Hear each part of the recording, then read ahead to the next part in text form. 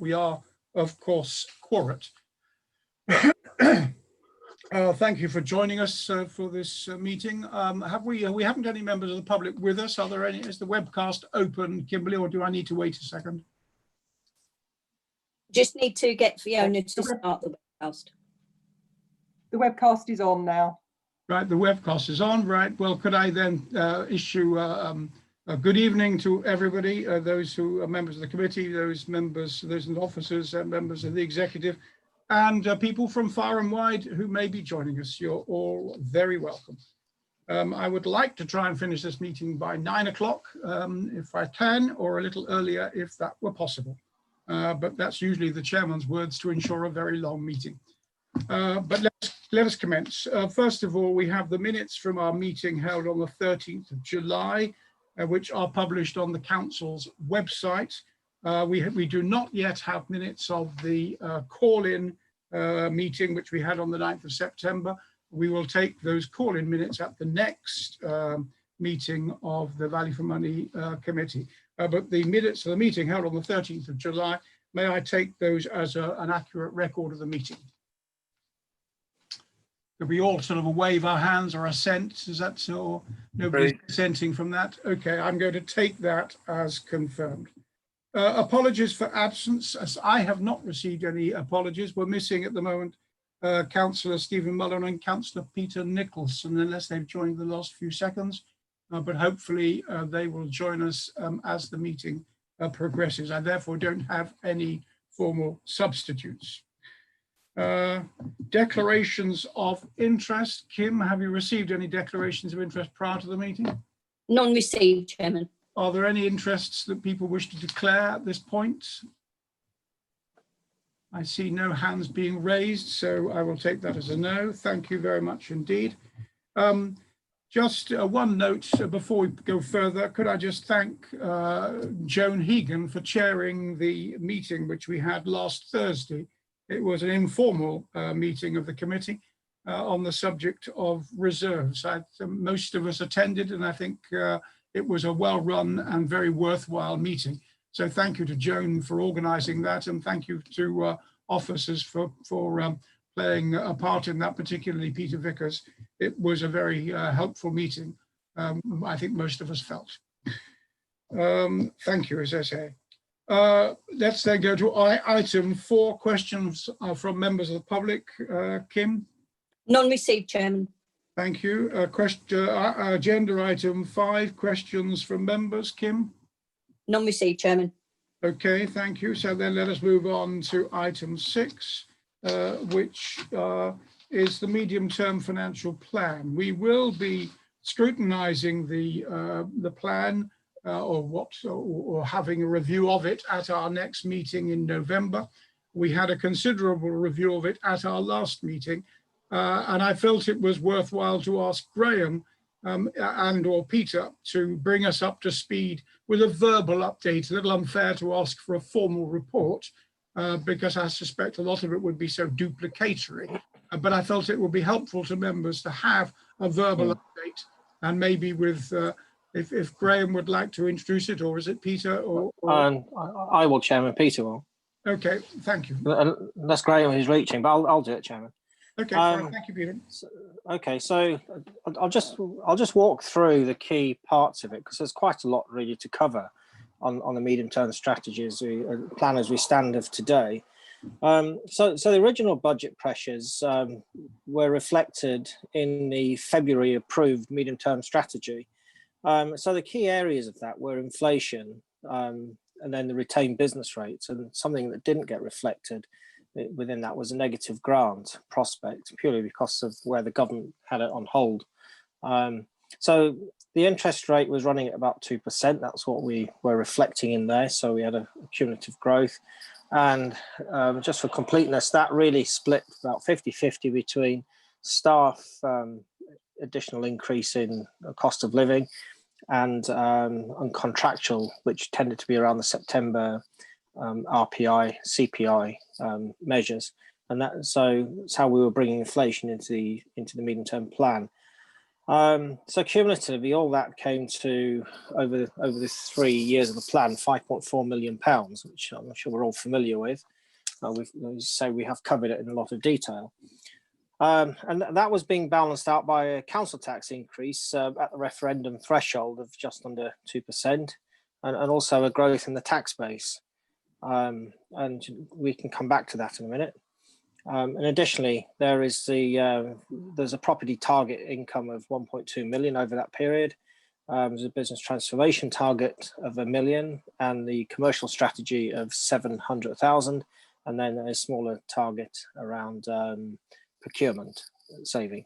So that's really where we started the financial year at. So just having a look at that before we dive into the world as it stands today and everything else that's gone on. So if we look at the tax base and the ability to raise council tax, well, through COVID, that's under pressure from two perspectives. There's the slight, as we're experiencing, quite small reduction as it stands in non-payment of council tax. So we're probably running at a percentage point or so lower than we usually do. So running about 98 at the moment % recovery of the in-year billing. But yet, we've still got to get to the end of next month really to truly understand the pressures that we're going to get on council tax going forward once we get to the end of furlough. So there's a lot in front of us still as far as the strategy is concerned. But there's also the impact on the tax base that we will see coming through from the council tax reduction scheme. People claiming universal credit and ongoing housing benefit has an eroding effect on our tax base, our ability to raise council tax going forward. So that's currently being assessed. We're polishing the crystal ball on that one, but we do know effectively that the increase, there's a significant increase in universal credit claimants over the last 3-4 months. And we don't know where that's going to level out at the moment. And again, that comes back to, well, we'll have a much clearer picture in November, but that's a bit late for us. We need to be casting the die sometime over the next few weeks as to where we think that number might level out at as far as tax base is concerned. So just that's just covering off the main areas of the original February position. I'll come back to the targets in a minute, how we're getting on those, how we're doing. So we've updated the medium-term plan to incorporate what's gone on within the contingency budget.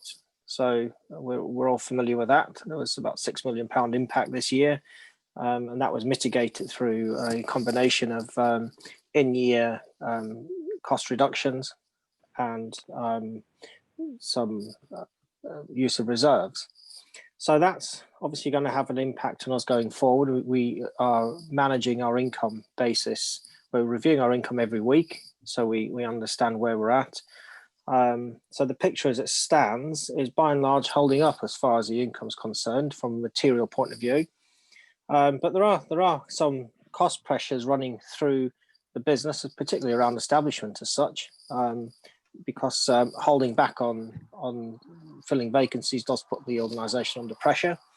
We do need to understand that in its longer term effect as far as the medium term strategy is concerned, and that work is significantly underway at the moment. So within the next literally the next week, we will be casting the die on where our cost base is really looking like it's heading on particular issues. We also know that the Bank of England is saying there's potentially negative interest rates coming up in next year if it can't manage inflation. Inflation ties back to the original February plan because we planned about 2% in there. We know inflation's running a lot less than that at the moment. That's part of the issue that Bank of England's trying to deal with, and why they're trying to hold off on negative rates. Not getting any more technical than that. So that may have a positive impact for us in some ways in terms of our inflation assumptions, but we'll have to be quite brave on that one. but it also has a really significant direct impact on us in terms of interest rates on what we get on treasury management.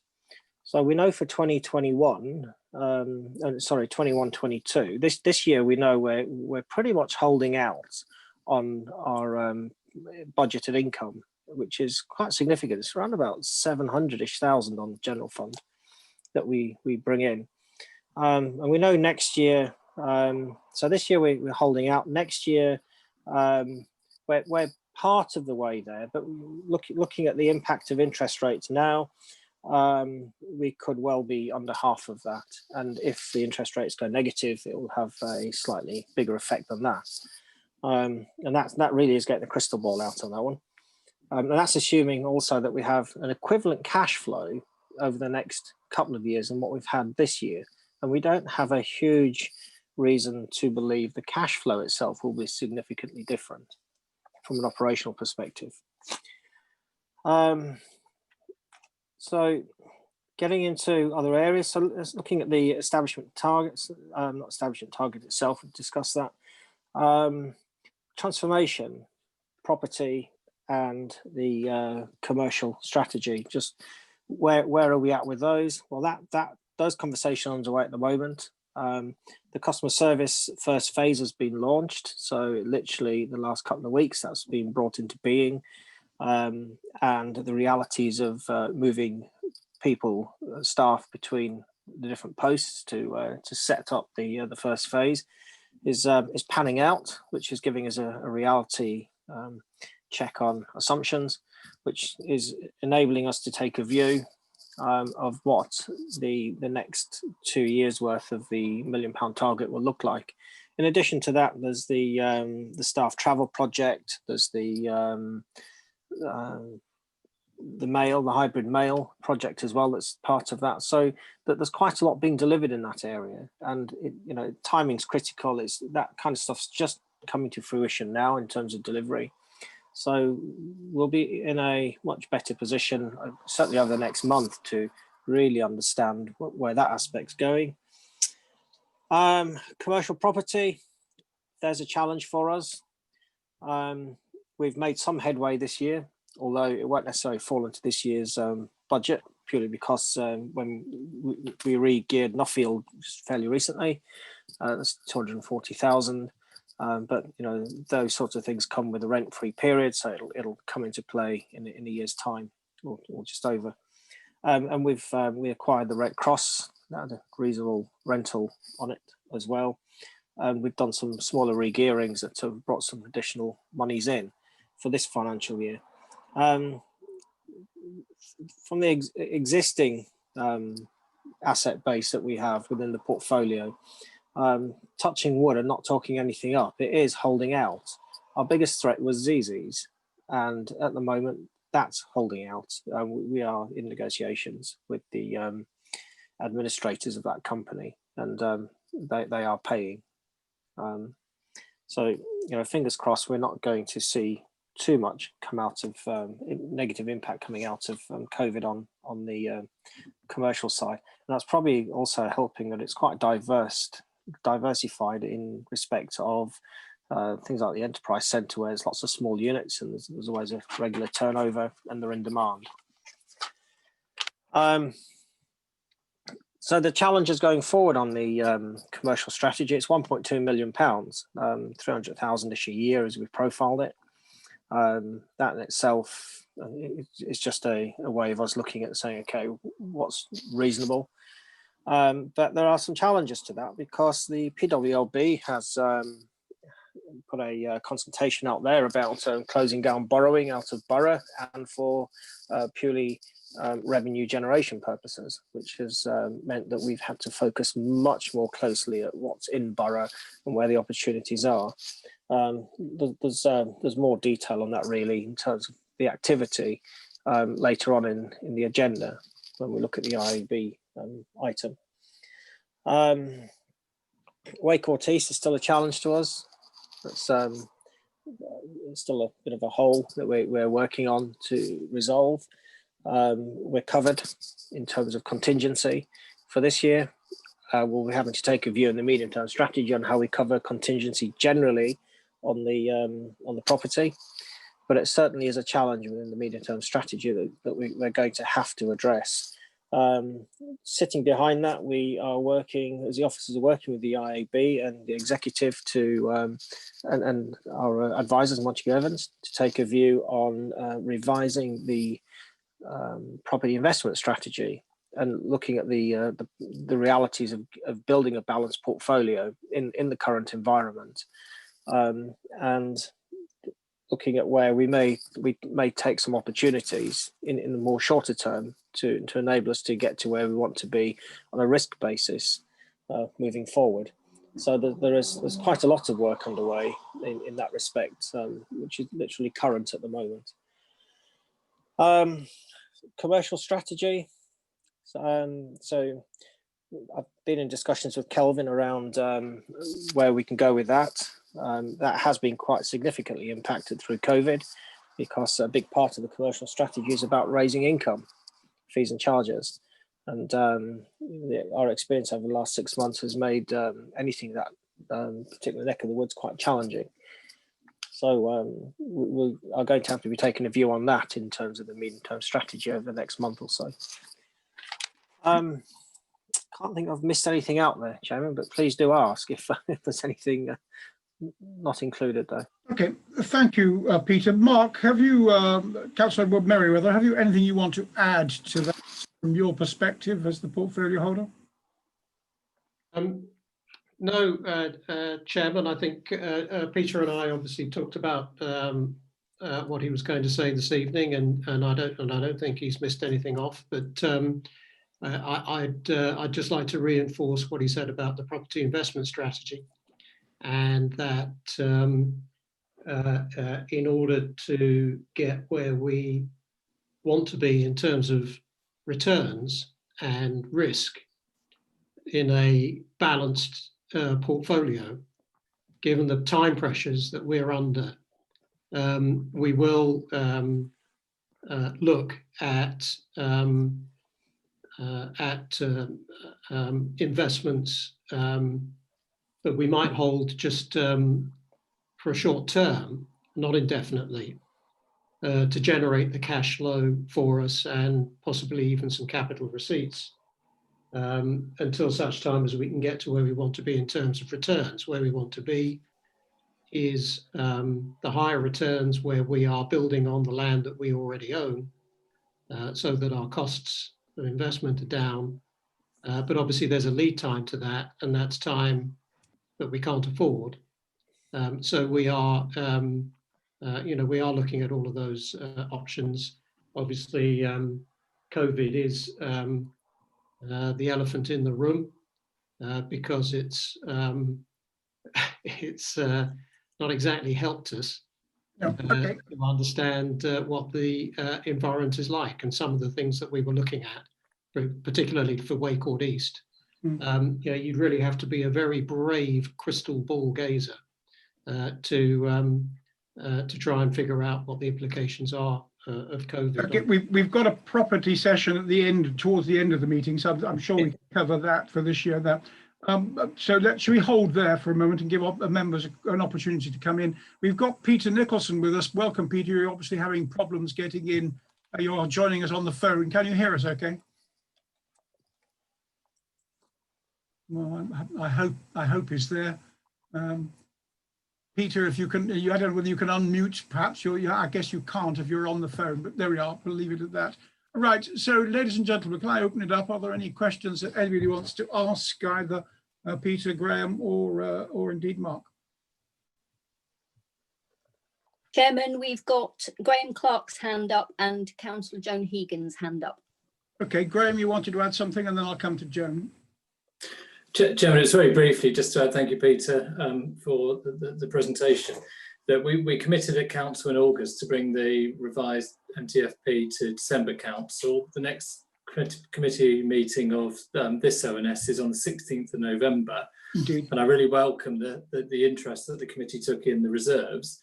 I just wanted to just sort of put it to the committee, if there are any specific areas that the committee would like to focus on, we can do more sessions like Peter Vickers did last Thursday, So if there's anything that comes out of this discussion that you want an offline run through in more detail, we're perfectly happy to set that up over the next sort of 6 or so weeks before the committee, Chairman. Thank you. Thank you. Yes, and there were 1 or 2 items which came out, which I think we would want to bring into the next, perhaps into the next meeting of this committee in November. Joan, what would you've got a contribution? I was just wondering if there was any possibility we could build changes in the treatment of business rate appeals into our medium-term strategy. I mean, Tom Horwood mentioned it briefly in the reserves discussion, but it would really help a very difficult picture if we could get some sort of timeline and hope in that direction. Comment, Peter? Sure, yeah, Chairman, sure. We can certainly bring an analysis of the risks that we are running on that area into the actual strategy itself, into the plan. In terms of reflecting it in the numbers, it would be a release of reserves. And if we were using reserves, we'd say which specific reserves we were using, including that particular reserve, which is quite an obvious one as it stands at the moment because of its size and value. And if we did that, we would have to put a risk assessment against it. But we would certainly cover off in the actual main document an overview of that particular risk. Okay, Joan, anything else? Okay, I'll come to Jerome. Thank you, Chairman. I would have thought that the pandemic emergency has probably had a quite significant impact on our transformation cost-saving aspirations. Can you give us an update as to where we're at with that and whether we're going to achieve the transformation savings that we had aspired to? Certainly. So I can't give you exact figures. So those are, as I said, what we're currently analysing at the moment, having actually gone live on phase 1, and there's lots of musical chairs being played around getting staff into the right places, which obviously has its cost implications. But as it stands, I have no reason to say that we're not going to achieve what's in that plan. I haven't seen something that's telling me otherwise. Okay, It's good to hear that. thank you. I've got Councillor Hyman, Chairman. Sorry, Jerry, I've lost you. Where are you, Jerry? Am I here? Yes, you're there. Thank you. Thank you. Yes, actually, this is. I'd just like to thank Peter for a good summary there. I don't really have any major concerns there. We've got recovery, change, and transformation on the agenda at number 9. So I think we'll be covering the same things again, possibly under that and an IAB later. So I may wish to speak under those. But I was really raising more of what you'd probably call a point of order. I don't think, in terms of Councillor Nicholson's attendance and the requirement that we hear and be heard, I don't know that it's actually a problem because we're not a decision-making committee, so I wouldn't be too worried on the level there. But I'm just wanted to check that he's aware that on a phone, if you've got a normal one, you can toggle mute on and off by going *6 and also hands up by *9. And if he's unaware of that, he might wish to try it now and let us know whether he can hear us and whether we can hear him. That's Okay. all I was. Thank you, Jerry. We are quorate without Peter and Stephen, but I hope Peter can join us to the degree that he can. But thank you for that. Just a couple of questions from the chair, if I may. Firstly, can you just remind me what the overall Excuse me, Peter. Peter Nicholson speaking. I'm now hopefully unmuted. Okay, fine. Thank you very much. It's good to have you with us. Okay. Thank you very much. Thank you. Okay. Sorry, just a question that I have. Could you remind us of the overspend or the gap that we'll have at the end of the year, of this financial year, in the budget? And presumably you have already identified a sort of gap in the following year, in 21-22, from what we had from the medium-term financial plan approved to start with this financial year. Just wonder what those sort of gaps were. And we talked about car park income. Do you think do you think that level of income is likely to come back in the 21-22 scenario, or are you still budgeting on something far lower? I just wonder what your broad sweep was, and also where we are on government grants and the likelihood to which, as to whether we're going to get more of that during the course of next year. I guess that they're very difficult questions, but I just appreciate it if you could go over one or two of those points. Thank you. Okay, so I'll start, and then Graham can pick up a few bits that you've asked there, some technical stuff in his area. So in terms of this year, the contingency budget, we covered the gap. It was running at just about £6 million, and we covered that through a combination of government money, internal cost reduction, and use of reserves. So the actual cost base running into, so biggest element of that was leisure centres, and then car parking income's running at about 1.9 million, or just actually shy of 2 really. Then the investment target sat below that, and that was the main meat of that in-service impact. And of course, you recovered that via the balance sheet, which is always a bit dodgy.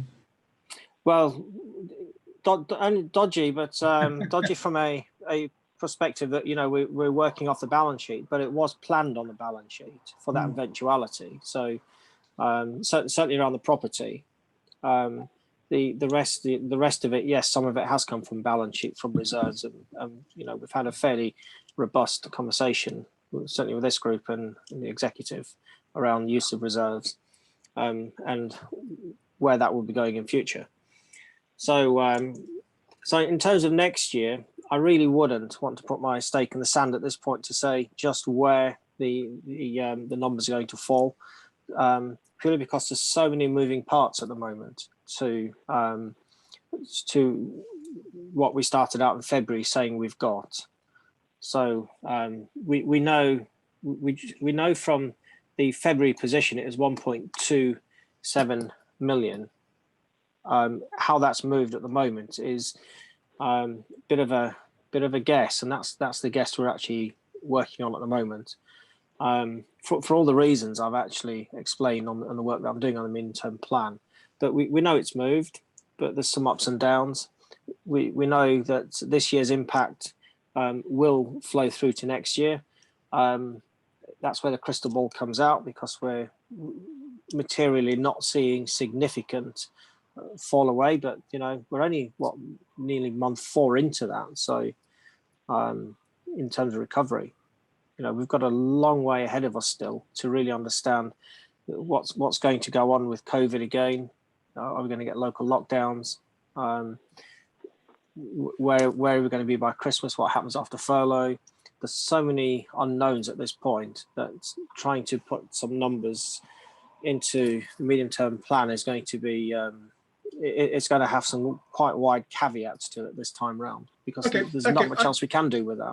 Yeah, that's reasonable. Okay, I just think the other point is that from our reserves meeting last week, we did identify possible areas for looking more carefully, particularly on insurance and on on the Sutton scheme, on the Sang scheme, and on the business rates the business rates reserve. There was a technical item. So we were, I think, quite up to reviews in those areas. And I think coming from this formal meeting, that may be something which we would, as a group, feel comfortable asking you to take a look at. We certainly will, and so there are obviously places to look to make sure when we're using those monies sat on the balance sheet, we're using them appropriately. Yeah. You asked about government grants. I thought maybe Graham might like to comment on, because he's putting his name to these at the end of the day. Passing the bucket anyway. Yeah, no, that's fine, Chairman. Yeah, I mean, so just for a touch on government grant, but it's related. Are the two biggest elements in the revised budget, so the leisure centre impact and the car park income, as Peter said at the start, our estimates are actually holding up. Now, you know, clearly that only takes us to the end of this financial year. So as Peter also said, the 1.2 that we project in February for next year is needs a complete review. It's very helpful. Thank you for the steer there about the reserves too. So we got the final guidance from the government on the income-related grant in the last couple of weeks, and then last weekend, not the one just gone, but the one before that, they sent us their sort of whole claim forms. So this is where the government announced support towards, specifically towards net lost income. So we've been going through the guidance, we've been in correspondence with the civil servants about the detail. And we're arriving in a position now. In fact, we met, Peter and I met with our Chief Accountant, Rosie, today to go through some of the details. So hopefully in the next week or so, we will be able to finalise an estimate for the sort of claim that we should be able to make. And apologies for all of that sounding vague, but I'm afraid the guidance still is a little vague, but we've got more clarity than we did last week now. And actually the responses we've had from the civil servants is, well, put a proposal to us and we'll sort of test it with you against the principles that they've set out. So making some helpful progress, and let's say hopefully in the next week or so, we'll be able to sort of share with members of the committee some sort of range of additional support that we should be able to claim from the government. But it's looking positive at the moment from our analysis of the latest guidance, Chairman. Okay, thank you very much indeed. That's very helpful. Right, I would like to sort of end this session unless anybody has this particular agenda item, unless anybody's got a further point that they wish to raise.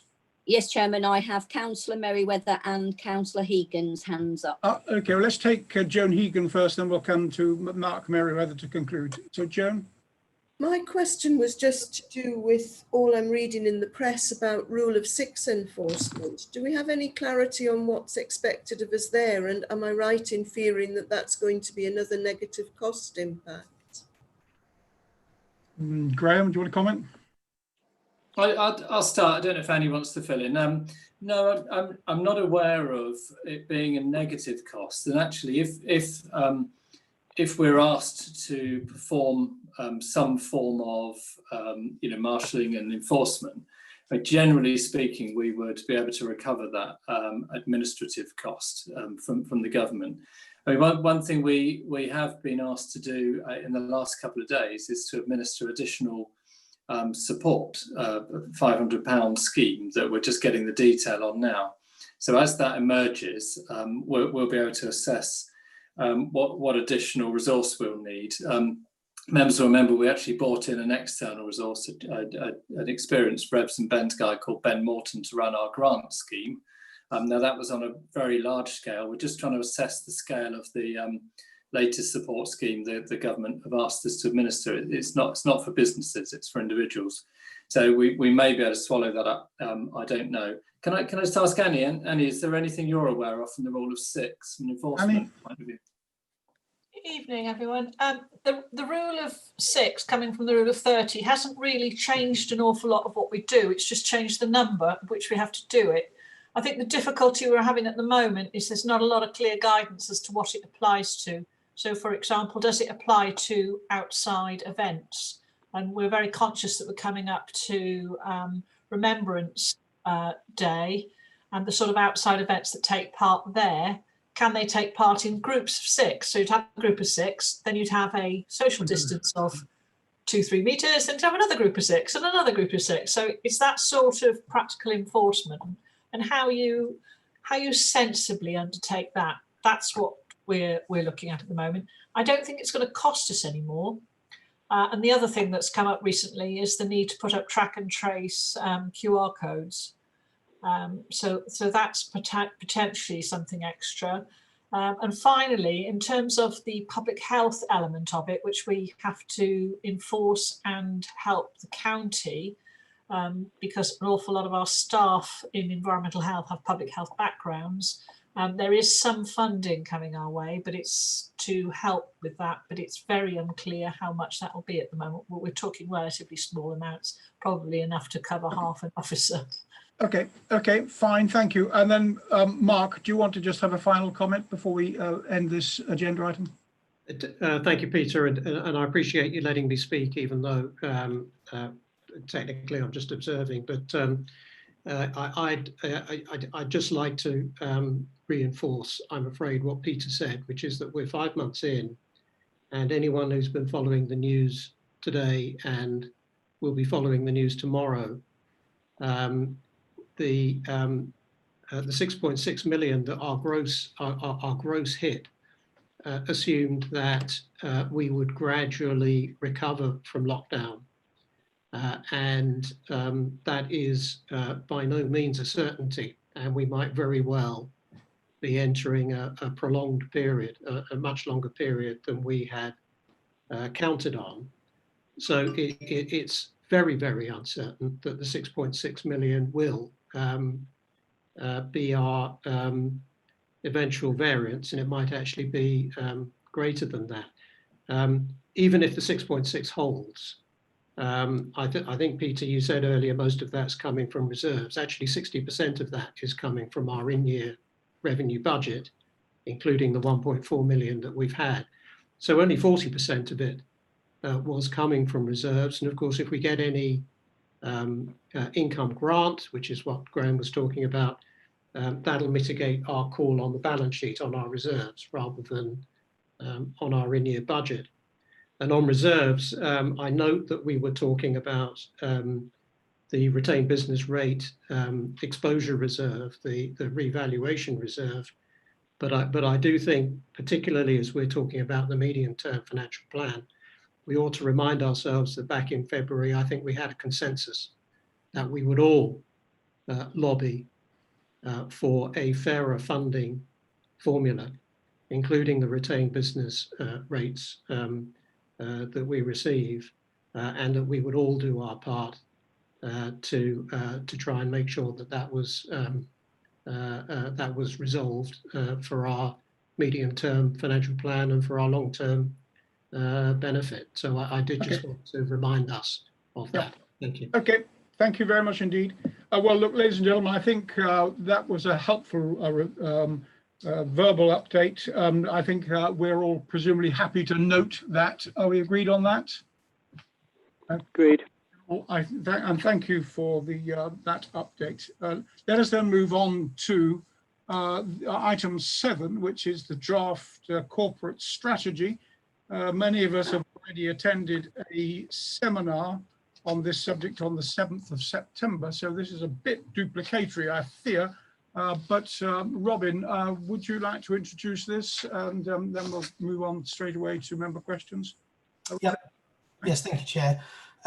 So this report sets out the draft version of a new corporate strategy for Waverley. It's going to all O&S committees, including this one, and you're invited to comment upon it. I'll just say a couple of things about the governance journey. Firstly, you'll know that under our constitution, corporate strategies are ultimately put to a meeting of the full council. So ultimately, all members will get a vote on the adoption of the next corporate strategy. Secondly, this is the first but not the only opportunity that O&S committees have to comment on the draft strategy.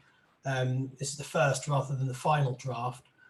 So feedback from today, alongside feedback from the member workshops and from other scrutiny committees, will inform the draft version that comes back on the agenda for the November scrutiny cycle before going through executive and finally full council.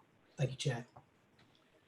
Thank you. I think I'm right to say that the vision itself is almost unchanged with one extra point, is it? And then, of course, you've added, we've now got 23 additional points at the end, or a total of 23 points beyond the vision, which is the major change that we have there. And there's some clarification in the first page or two. So let me turn this over to members of... Can I just say on that point, Chairman, it's... Yeah. Obviously, due to the timing of getting the agenda out, it was never intended that this version would pick up all the comments from the member workshops. So don't be too concerned if some of the comments you made at those workshops you don't see showing up in here. No, of course not. Of course not. This is appreciate that. Appreciate this is as presented at that member workshop, so clearly won't incorporate any changes that were proposed there. Right. Any members of the committee, do you want to make any comments? Peter, could I make a comment? Yes, indeed. Peter Nicholson speaking. Yep. Okay, right. Thank you very much. First of all, I'd like to agree with your views. I think we had an excellent meeting on reserves. This is a separate thing, but that was very good. Now, to get back to revised strategy, I'm sorry I wasn't at the workshops because I was on holiday at the time. But what I'd like to say about this is I think it's a comprehensive and valuable strategy, and I think it contains everything you might expect and more. Only one thing I'm not happy with, and that is on point 23 and only point 23. And what I would like to see there, instead of what we have as 23, a substitute to say, motion to say, encourage further movement to paperless council agendas, which could be operated by a default system where councillors would have to register for paper agendas rather than the current system. I think there's actually three schools of thought on this. First, there's a probable majority who would want a non-paper agenda. Secondly, I think there are some who are ambivalent and would happily change over. And third, there are others who wouldn't want their homes to be a printing establishment and wouldn't want to wade through 100+ pages online.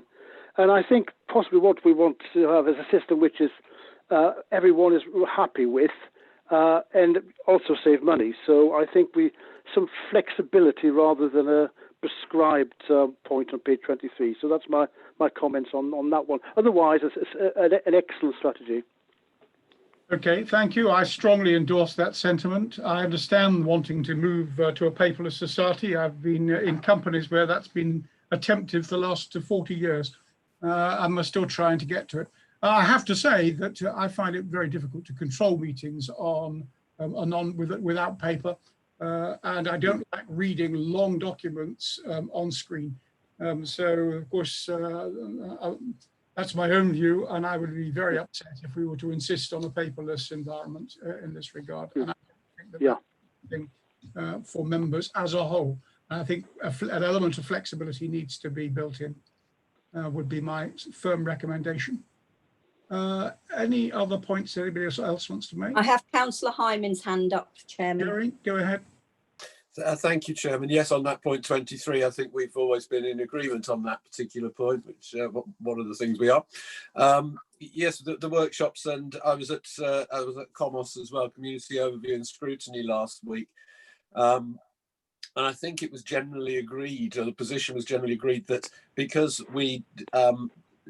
it has not yet been split into the separate areas of officer and portfolio holder responsibility, it makes it difficult for these, for the four overview and scrutiny committees to satisfactorily scrutinise and consider the text of the proposed new corporate strategy or altered corporate strategy with any sense. We don't really know which ones are ours to look at until and what we're going to be holding the portfolio holders to and officers responsible to achieving, and to be sound and appropriate, I think to succeed measurably in this strategy, we do need to have a more distinct vision, which would possibly be easiest way of doing that would be to look at the changes from the existing reality which we're in, as opposed to trying to give a vision of the borough. That we can just simply give a vision of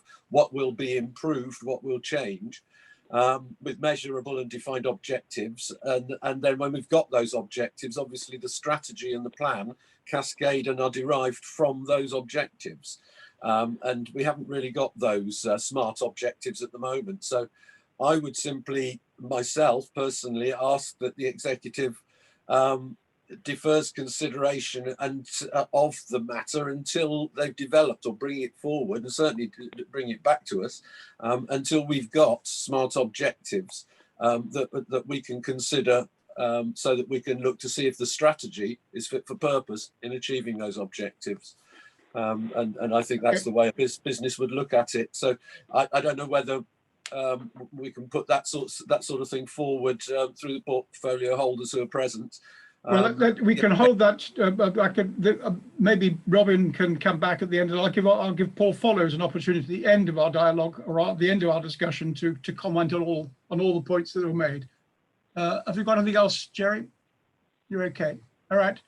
Any other points that anybody else wants to raise? I've got a couple of points that I want to make, but I'll give an opportunity for others to say something. There's no hands up, Chairman. Sorry. No hands. Okay. Can I just make one or two comments from the chair? Firstly, some presentational items. I do feel that having 23 points at the end is a bit confusing. I would much prefer to see the 23 points that are there grouped into the points that the vision statement makes. So there are what, 8 or 9 vision items, and I would quite like all the 23 points then to be grouped into those vision items. So there's some relationship between those 23 points and the vision statement. That's the first point that I would like to make. The second point that I would like to make is on item 11 in that group of 23 points, which is taking steps towards becoming a net zero carbon council by 2030. I know that there is a statement about the climate emergency in the prior page and in the introduction, if you like, but I would like to see a little more beefing up, if you like, of what we're actually doing, some targets or something which is a bit more crunchy in terms of where we're going with this, rather than what I think is a fairly sort of, you know, we're wanting to go, but we need to have a bit more than a want. We ought to be able to begin to see some real beef put into that sort of statement. So I think those are the points that I would want to make. So if there are no other points from the members of the committee, Robin, do you want to come back, and then I'll ask Paul if Paul's happy to make a comment at the end. Robin? Yep, thank you, Chair. I mean, the comments made, they certainly align with some of the comments that came back at member workshops around structure of the strategy. So obviously we'll look at that and see whether there's anything we can do in terms of the structure to make it any clearer. And in terms of the net zero carbon stuff, then again, a call for more detail, which I think is a really good idea. So officers will look at that, and we'll talk to the executive about those 2 points of feedback. I wouldn't personally advise deferring consideration of the item. This is an iterative process, so there's various opportunities for various committees to look at this. Obviously, the executive gets a couple of chances at it. Overview and scrutiny committees get a couple of chances at it. So my advice would be don't defer considering it, just see this for what it is, which is the first opportunity to discuss this strategy, but not the last. Okay, thank you. And Councillor Follows, do you want to just add a few points before we come to a conclusion on this? Yes, thank you for the opportunity, Chair. Just to say, obviously, first of all, listening to the points that every O&S committee has made on the corporate strategy thus far, and I'm attending all of them for that purpose. I think the points I would just highlight, obviously, this is an iterative process, and some of the comments that in terms of things like thematic grouping and things like that, we were actually thinking about doing that anyway, highlighted by the O&S committees that it's a good idea. So the next version that you see will have that. Now, a lot of what we're talking about here in terms of the objectives and targets, we didn't want to duplicate or recreate elements that already exist. So the actual final document's intention is to link back to some of the extant objectives and targets that are already there, and the new ones that have been built up over the first 2 years of this administration. So it's going to bring those things together, and where there are gaps, it's those areas in particular that I hope O&S in the November cycle will highlight those gaps and address them. So, and to take the example of the climate change aspects that you mentioned there, it's well documented, our climate change action plan and the objectives and goals of the climate emergency. So those things are already documented, and the strategy will link back to those in its final presented form. So I wouldn't at this point be too alarmed by the fact that there's an absence of objectives to scrutinise portfolio holders with. They are coming as part of the next round of this cycle, and I assure you every portfolio holder will be here to answer questions on that if that's the wish of that particular O&S group. So my hope is here that you will be passing comment on the general gist of what these parts of the strategy and the vision are actually getting to before we move into the next part of the cycle, which is where the detail comes in. So my hope is that it's pretty clear which parts of it belong to VFM, even without the groupings. But I know it's not quite as obvious as housing or environment, but it should be fairly clear. And to an extent, I'd actually argue, because everything at the end of the day relates back to the money, VFM's probably got a bit of a remit to have a look at everything, really. So anyway, that's from me. I just want to make it clear that we are listening to all the comments, and the round in November will have detail for you to engage with. So thank you. Okay, thank you.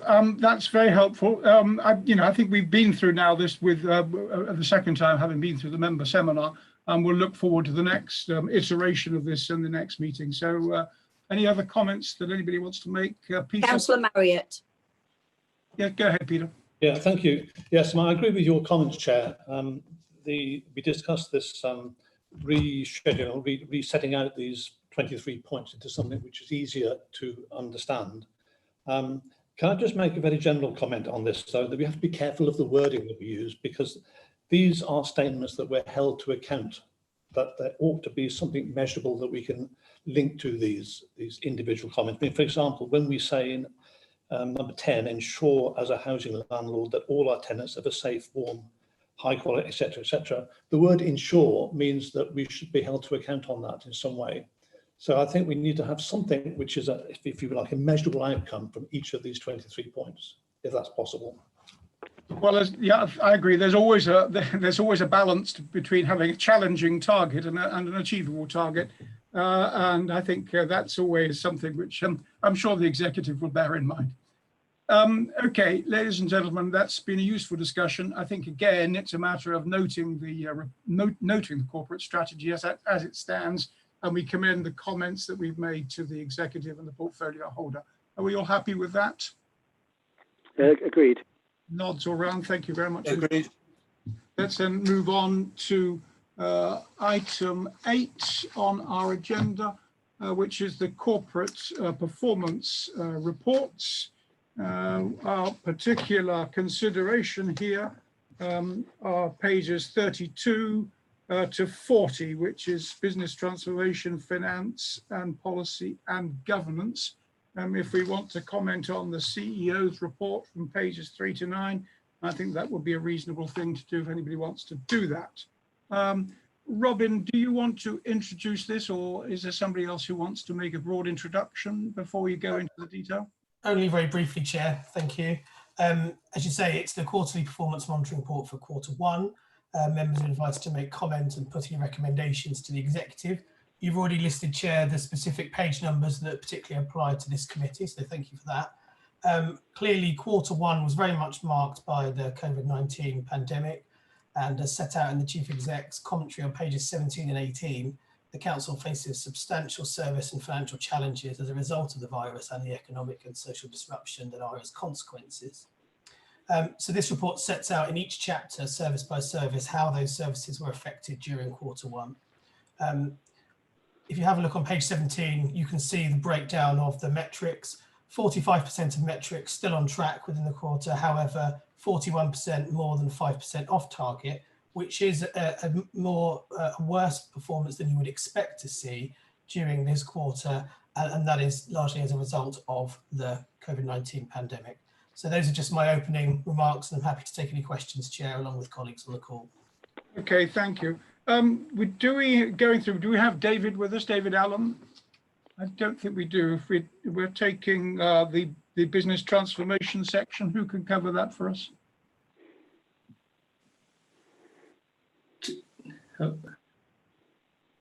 Chairman, I think Annie can probably pick that off, or I can. So if there are any specific questions, we'll fill those between us. Okay, fine, thank you. Any comments on that section, which is the business transformation, which is page 4?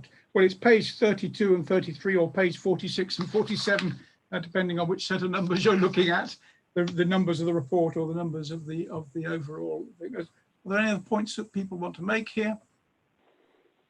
Whilst people are thinking, can I just say that I think this particular set of measurements and comments was a much more interesting read than usual, because there are so many things going on with the COVID-19 impact and all the things that are happening.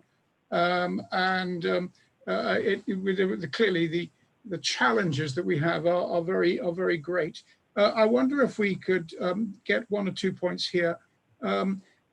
On page 46 or page 32 of the report in IT, we note that the numbers of people working from home have gone from about 10% of the workforce to 90%.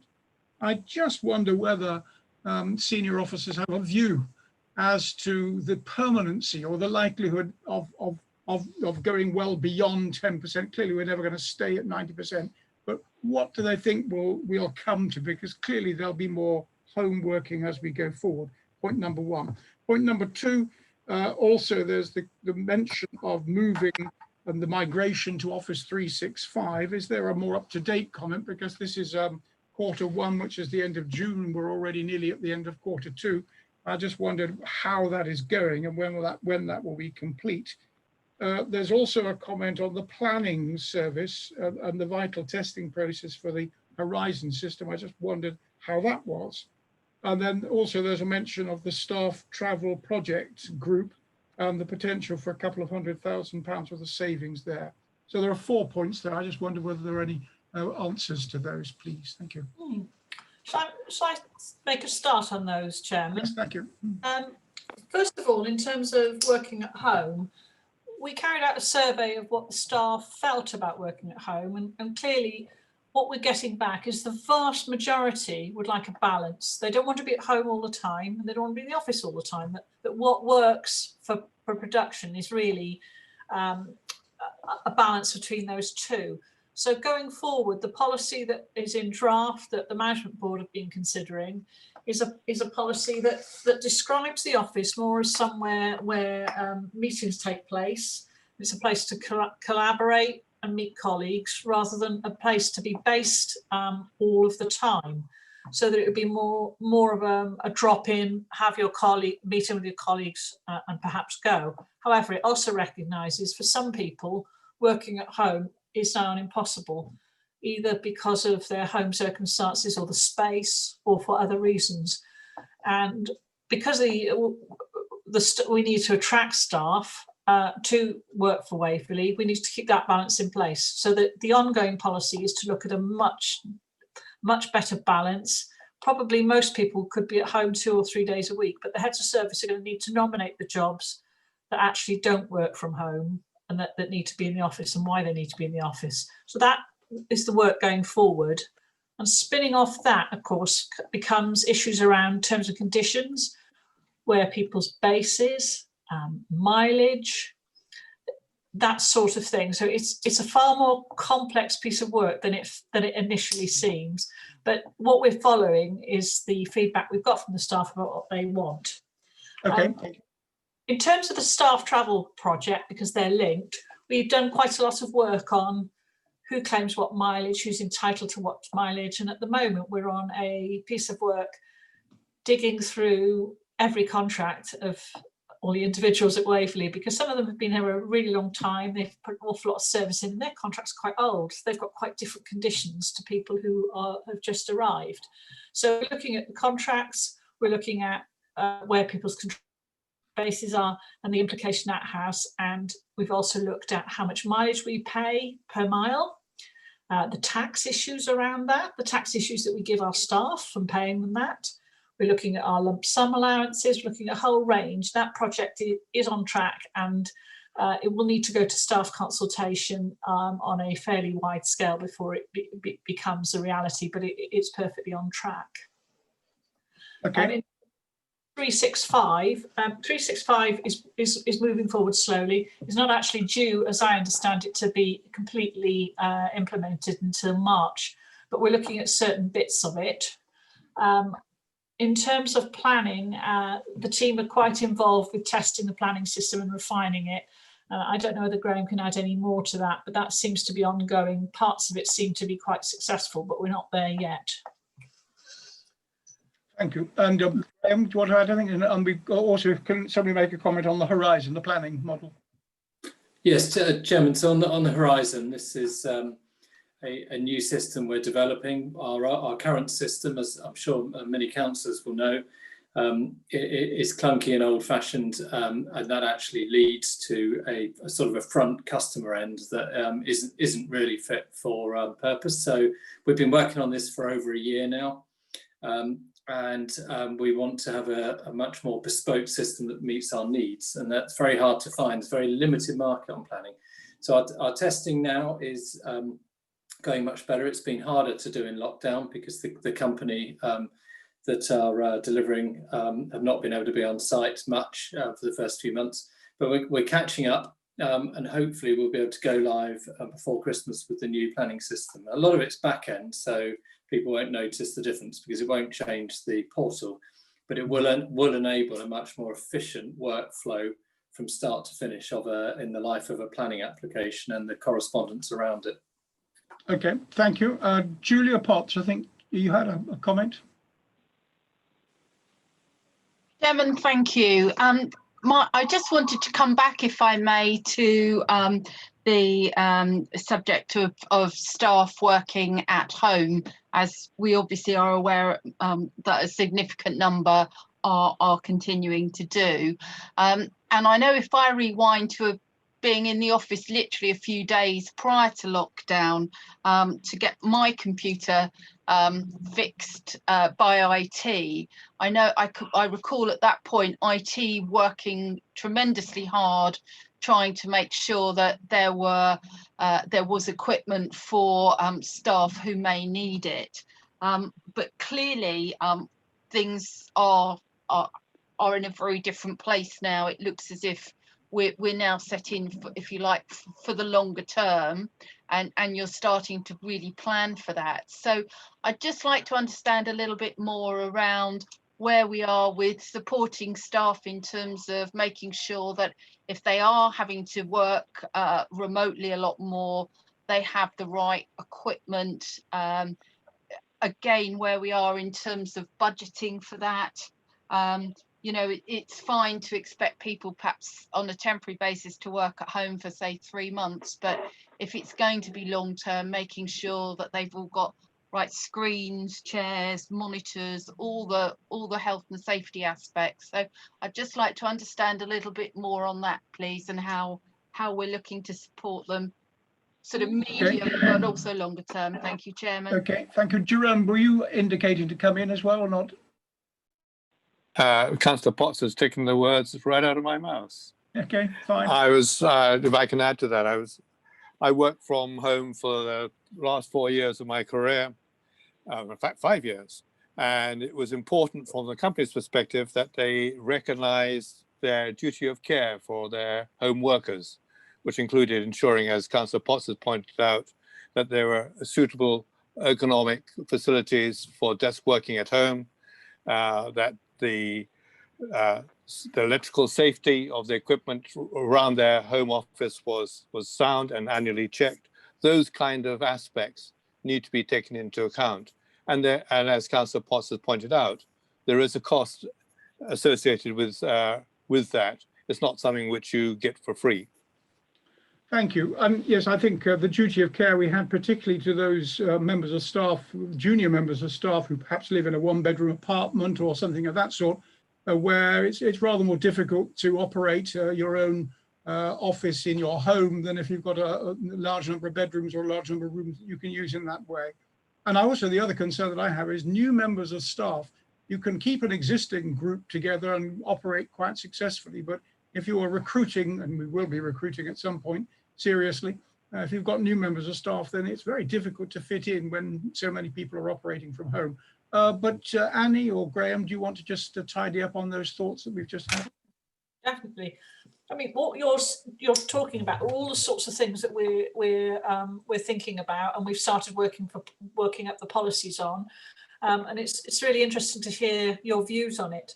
But I'm gonna start actually about culture, because the point you picked up there, Councillor Martin, about how new people are introduced to the organisation is really, really important.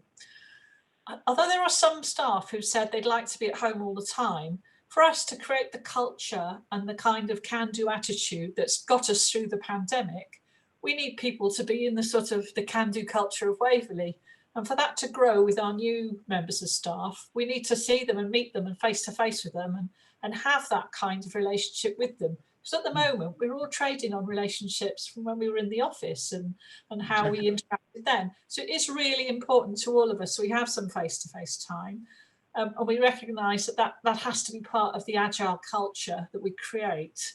and the friendly culture and the can-do that makes us a successful organisation that we are.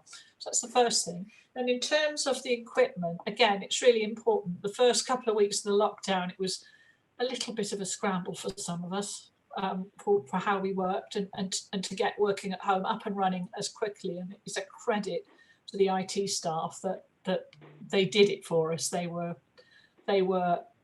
great. They were fabulous. But now we're going to go try and move into a steady state. What we're doing is TNAS is making sure that all the DSE, so the display screen equipment regs are all being complied with, so that people are at a desk, they have a keyboard that tilts, they've got a screen that tilts, that's a sensible distance from them. So there's a form that everybody's filling in to just check where we are, just do a sense check on where we are on that. We've allowed people to take chairs from the office where there's room for them. Where there aren't room for them, we're getting back supports and things so that people can use them on their dining room chairs if that works better for them. Because some people said, actually, I don't want a big bulky office chair in my house. That's not what I want to work. So we're making some adjustments. We're also accepting that some people, it's just not a reality and they're in the office, and that's absolutely fine. So we take it very seriously. And we also realise there's a bit of a gap because we need to make some decisions. In the office, we all have eye gels. Some of those eye gels have been converted. Some of you may have them for working at home. That's a part solution. But for some others, people are better off on laptops. So we are developing the IT strategy. We've got a first draft of it. And it was drafted at a point where we thought we were going to be back in the office. And eye gels are far cheaper, far easier to maintain. So they're a better solution for us in some ways, but however, they're not quite as flexible as laptops. So I think what we're recognising is that we're going to land up with a bit of both. And finally, the issue is that we can't provide double of everything, so that everyone's got their own individual desk at the office and they're working from home and two lots of equipment. So we need to square that circle a bit and ensure that we can live within our means in terms of how much this IT is costing us, and more to the point, support of it so that it works, and that IT can help us going forward. So that's all in motion, and it's all very deliverable, but it's slower than we would want to make some decisions to make sure we make the right decisions on it. Okay, thank you for that, Annie. And I think this committee would like to see feedback on that at a future meeting. I think we can fold it into the business transformation work that's going on. And I'm sure that will be a part of that go forward. But I think that's a subject of some considerable interest to this group. But I hope that the comments that we've made will be of some help. Thank you. Let's move on then. Chairman, sorry, Councillor Hyman has his hand up. Oh, I'm sorry, Jerry.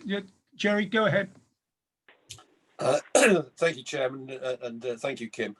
I thought we were going to be covering this on page 60, the footer page 60 under the recovery, change, transformation item. It does talk about home working, and so I'd expected us to be speaking on this next. But I'd just like to echo what's been said.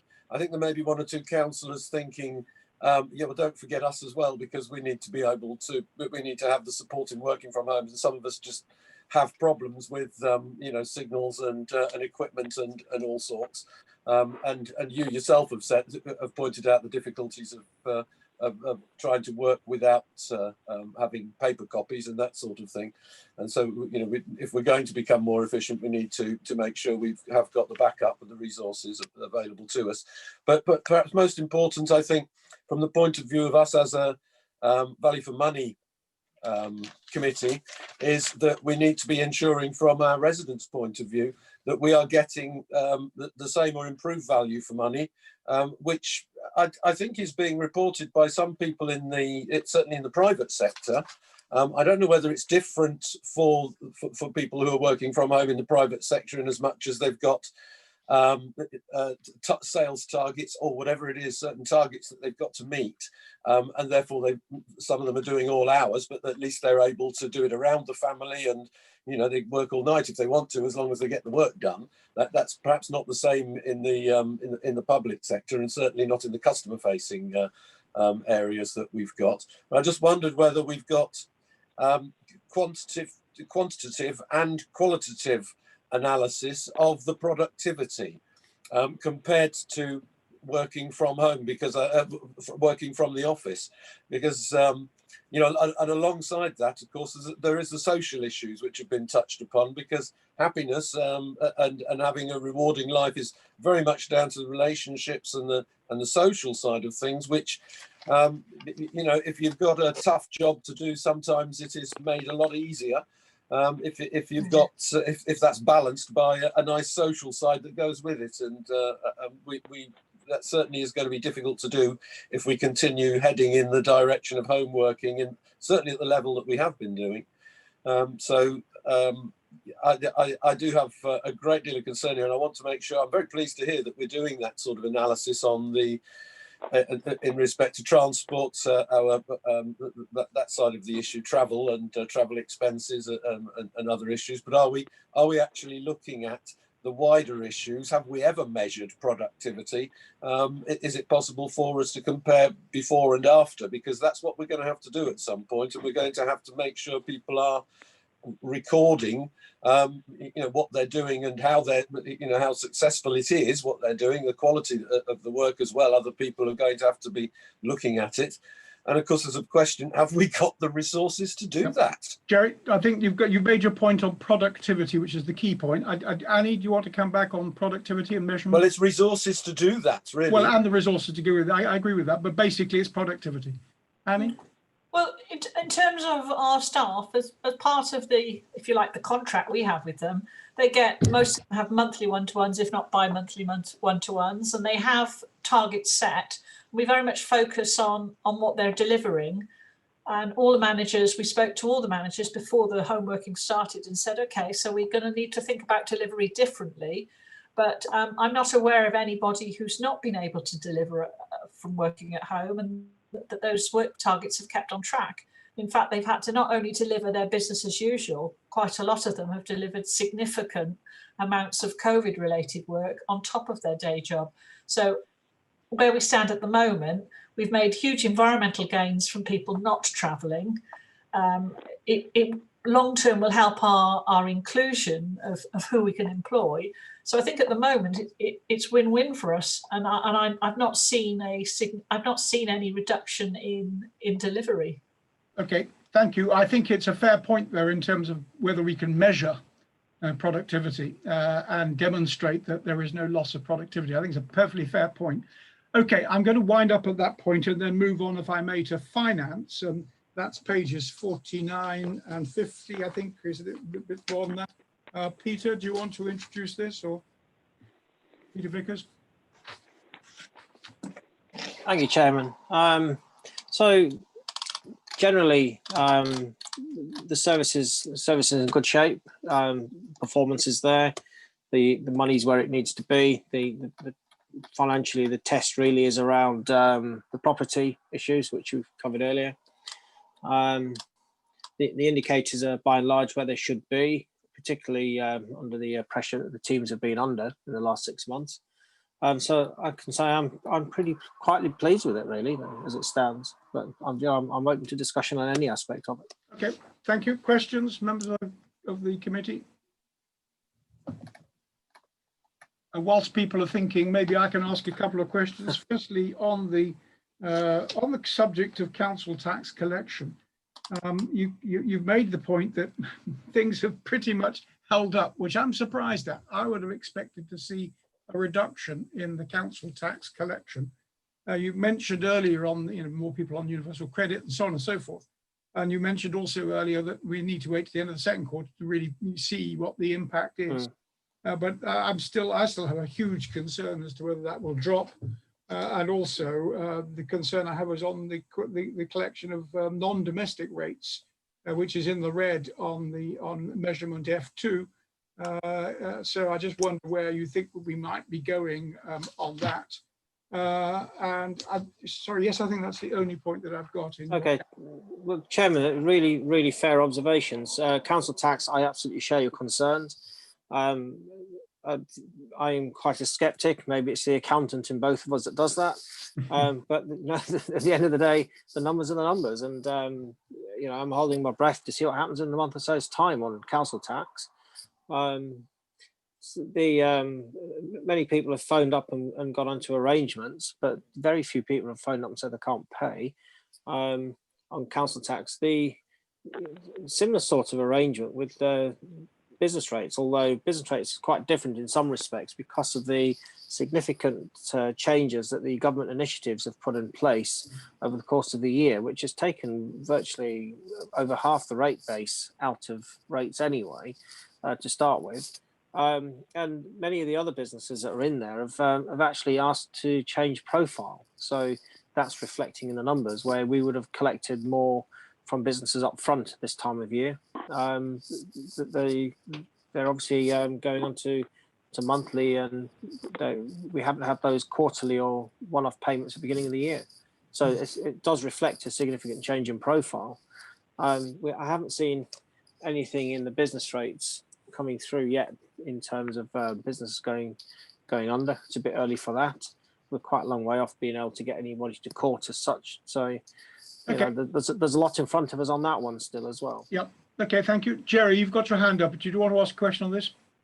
Only really more a comment, I suppose, because from personal experience, that it may be that councillors aren't entirely aware of the situation with council tax collection. But I remember some years ago when it was after Christmas and I was low on business income, and I thought that if I miss a council tax payment, it doesn't make any difference because you can go from the 10 months to 12 months payment. I thought, well, I would still be ahead because I've paid my council tax, you know, and only have 2 more months of the year to go, and there's 4 months to pay it in. I thought, well, I'm going to be fine because obviously I'm ahead of the game in a way by paying over 10 months. I didn't understand that actually council tax is more strict than any other payment you have to make out of your household bills. You end up with having to pay legal fees, all sorts of things. If people are getting the advice that I received at the time, they will be making their council tax payments of higher priority than anything else because it costs you a lot of money if you don't. Even if you think you're ahead of the game because you've paid a 10-month system, you're not. You've got to keep to that plan or you get nicked and you get done heavily for it. That's a comment. That's the background. Yeah. Okay. I'm sure we're all au fait in terms of the importance of it. It is a pretty heinous thing. It's a bit like income tax, isn't it? It's worse than that. Yes. Okay. Any other points on finance before we then move to the final section? Policy and governance. Robin, back to you. Do you want to introduce this, or do you just want to go straight to questions? I'll just say a few things, which is that, you know, if you look at page 51 of your report, it just sets out, I mean, I recognise this was only the last little bit of Q1, but nonetheless, the extent to which the COVID-19 situation has affected the Policy and Governance Service has been significant.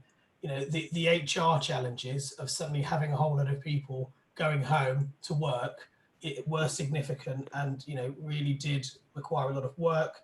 The communications activity that was required in consultation and in conjunction with Surrey to support the overall effort around the COVID-19 pandemic was significant. Clearly, we had to look at the legal situation and contractual situation across a number of areas. And, you know, 6 months ago, it would have seemed very strange to have been having a meeting like this using Zoom. That's something that, with the excellent support of IT, we had to turn around really quickly. But, you know, actually that was something which has and still is taking a huge amount of time from the Democratic Services team and other teams working together to support it. So, you know, that plus the recovery, change and transformation programs that we've been leading, it has been a significant element of our work, and you'll see when the Q2 report comes back that that's ongoing. Thank you. Any members wanting to raise a question or make a comment? Whilst they're thinking, maybe I can just ask one point. On page 51, in the Q1 summary, point 5, there's a mention of the Netley Mill water incident. I'm sorry, I'm not aware of that. I just wonder whether somebody could tell me what that is or was. And over the page, on page 52, on measurement KPI HR2, I'm always worried about staff and long-term sickness. I'm actually surprised that that figure isn't higher given the COVID-19. But what is the degree to which we should worry about staff sickness? Ever since I've been a member of this council, we have a concern on it. It never seems to go away. We've had all sorts of reviews and results from staff questionnaires and so on and so forth, but the rate remains stubbornly high.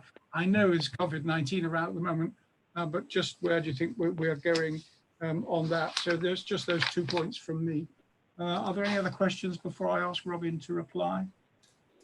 I see no raised hands. So Robin, do you want to just make comment on those 2 points? Yeah, sure. The Netley Mills thing. So the context for that was that whilst the council was focusing almost entirely on its COVID-19 response, we recognised as a management team that there was a risk that we would either not have our eye on or would not have senior capacity directed towards any other types of emergency incident which came along.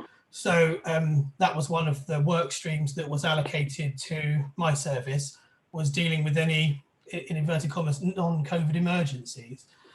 Having said that, there's very little in that time that didn't have a COVID flavour to it. So what happened was there was an incident with the water treatment plant that didn't last for very long. It was 24 to 48 hours, and the statutory responsibility to deliver water sits with the water company, and that's fine. But for a short period of time, all of the borough, district and borough councils across Surrey were working together to try and identify how to support vulnerable and shielding residents who wouldn't necessarily be able to go to the drive-through centres that would have been set up to pick up bottled water. So essentially all of the emergency plans that you would generally operate if there's going to be a water outage rely on people being able to walk out of their homes and pick up bottled water. And that situation suddenly became a lot more complicated, or potentially complicated, when you had people who were self-isolating and shielding. So that was a piece of work I was heavily supported by the emergency planning colleagues, Taz and Richard, in doing that. But we were looking at what the arrangements would be to support vulnerable and shielding residents to make sure they had access to bottled water during that incident. Okay, thank you. In terms of the staff sickness, actually the best commentary to look at rather than the policy and governance section is page 21 within the Chief Executive's overall report. So, and one of the things it says in there is that the data reflects some of the COVID-19 increases in sickness reports in February and March 2020. Long-term trend particularly picks up on a few individual long-term absences specifically related to mental health and anxiety, which we've seen an increase over the last 12 months, particularly as a result of COVID-specific anxiety. So actually, clearly there is an issue that will affect our sickness data in terms of COVID, but actually in terms of numbers, the biggest thing we're likely to see is anxiety-related issues. And that's one of the reasons why within our people and staff recovery work stream, we're focusing so much on a wellbeing programme for staff and councillors. Okay, thank you. I wonder, members of the committee, whether at this point we should just, as a committee, record our thanks to all officers for the tremendous response over the last 6 months to COVID-19 and all of the other challenges that we've experienced. So if we might record our thanks to officers for all of their work in maintaining services at the level they have, as shown in this corporate performance report. Yes, I think that's an excellent idea. Okay, thank you. So we record our thanks, and also we note the report and commend the comments that we've made to the executive and to officers. So are people happy with that? Yes. Yes, agreed. Okay, thank you very much indeed. Let's move on then to the item 9, which is the recovery, change and transformation project. I'm delighted to say we've got Debbie Smith with us here this evening. Debbie, thank you for joining us. You want to introduce this before I throw it open to questions, Debbie? Chairman, it's Graham. I've just had a text from Debbie saying her internet's crashed. So shall I lead off on this? Okay, I was watching the fact that she was there very visibly, only 3 or 4 minutes. I haven't looked up again. Hello. So Graham, Debbie Clark. That's fine. Yeah. I'm back, Graham, if you want me to. Oh, Debbie's back. Sorry. Debbie, okay, I was just saying how lovely it is to have you with us. So Debbie, do you want to use the report? I'll hand over to Debbie then. Okay, thank you. Apologies for that. Always, goes at the crucial time. So just to talk through the Recovery, Change and Transformation Programme, a lot of which we've already kind of touched a little bit on tonight, but this was put together in response to the COVID-19 pandemic and an opportunity to really ensure that we address the challenges that we are faced with as a result. And so this programme covers both the organisation and our Waverley community. The projects here tonight, there's 7 of them. They're all focused on our organisation, but there are others. The other 3 that are not here tonight are on housing, which goes to the Housing O&S Committee, Economic Recovery and Community Resilience, which go to the Community and Wellbeing O&S Committee. So there's a report to each of those 7 projects, and Annex 2 of this report, which is a progress report from the project teams. There are people here that can talk those through with you. So we have got Robin, who can talk about service plans, people and staff, and the governance project. We've the business transformation, agile working, IT and office requirements. We can take questions. Annie can take some questions on those. And we've also got finance with Peter, and there's a whole project on corporate projects as well, which I can talk through if you would like me to. I don't know how, Chairman, you want us to do that, whether you want us to talk through those projects or just take questions as we have. I think at this point we'll take questions. I think we're now getting to a point that the last time that we had a presentation on this, there was very little meat to chew on. There was very little data. I think it's fair to say we've got more data now, and also you've got a RAG rating, which I think is helpful on many of those projects. And so I'm sure members will want to raise some comments. But I've got Councillor Joan Hegan and then Councillor Marriott. So should we take Joan first? Joan, over to you. Yes, thank you. And may I say it's much easier to read than the last time we looked at this project. So there's obviously a huge amount of work going on, which is very reassuring. The thought I had sort of cuts across several streams, because I note that the maximum number of people we can now have in the berries is 120.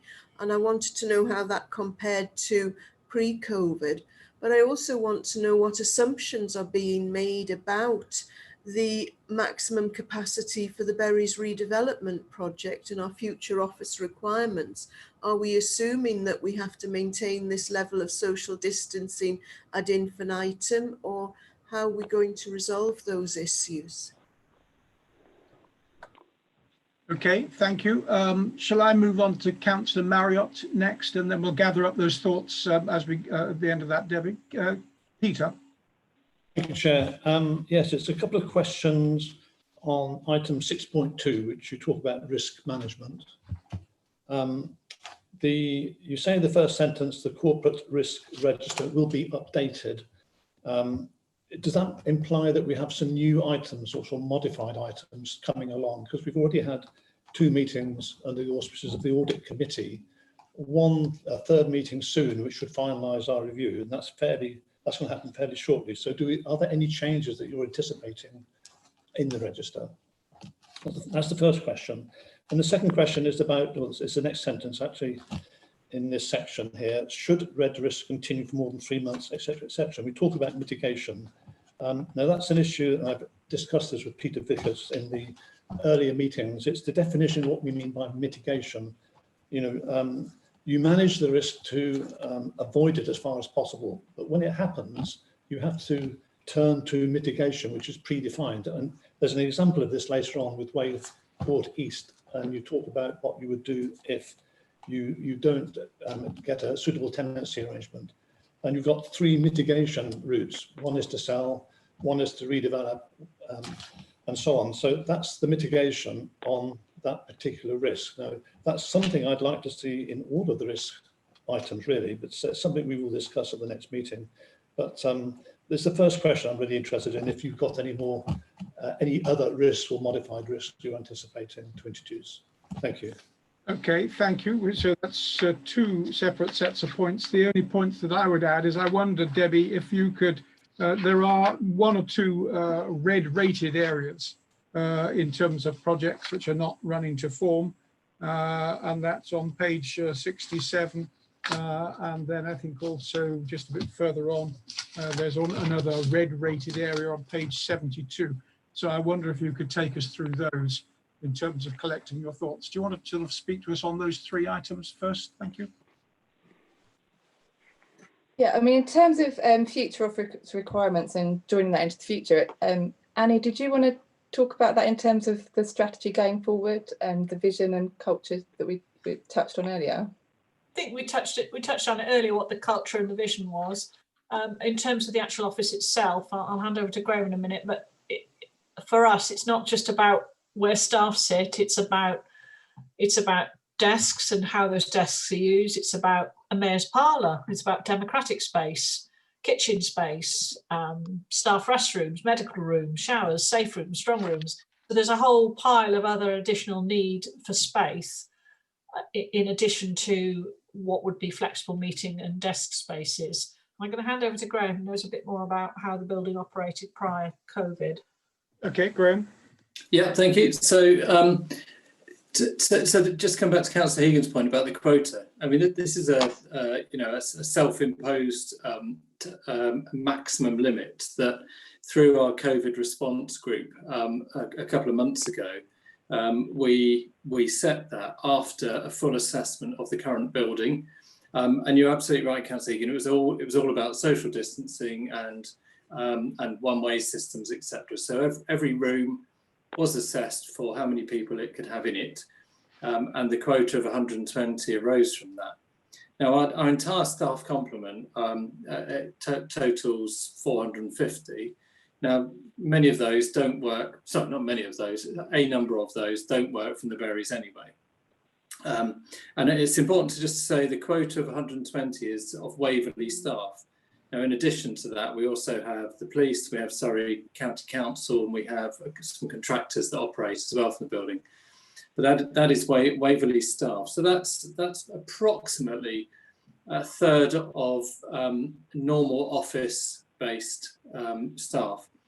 Now, David Allen did a survey fairly recently and found that the actual occupancy on any one day was more like half of our staff, so something like 220, 230.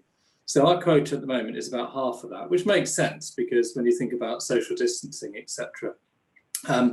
So in terms of future office requirements, Councillor Hegan, your question was, are we going to factor in social distancing? I think my answer would be, well, if we have to, then we will. I'm assuming that at some point in the future, when the world is sort of more advanced in its ability to sort of cope with what's going on, social distancing will perhaps be a lesser constraint on office space. So, having said all of that, we've also, of course, got as well as agile working, the executive have just signed off a PID for the Bury site. So all these projects are interlinked, because what we need to do before we start thinking about future sort of bricks and mortar offer is to work through the future office requirement project to see just how many people we think will be operating with or without social distancing being a requirement. And it links back to the earlier discussion about working from home. We do think that there'll be some sort of hybrid in place where people do 2-3 days on a certain pattern. So at the moment, all the time, there are statutory restrictions in place. We do have to bear those in mind. But, as the world changes, we'll need to react and make sure that we're able to factor that in. So I hope that's helpful by way of an answer for how we got to our 120 and what we normally have in our building pre-COVID. But how long will 120 stay? I mean, when are we going to change that? Well, so 120 needs to stay until such time as social distancing in office places is no longer a requirement or government guidance. Joan, are you happy with that? I just wanted to wonder if it's almost we need two strategies in tandem, one assuming we don't get an early release from the current social distancing and one that we do. Otherwise, we could spend a lot of time going down the wrong track. That's very sensible. Yeah, but I think we need right now with all the uncertainty, we need to have a range of options in place, moving from the 120, up to something that's a more realistic assessment of how many people in a non-social distancing requirement world are actually going to be physically in the building.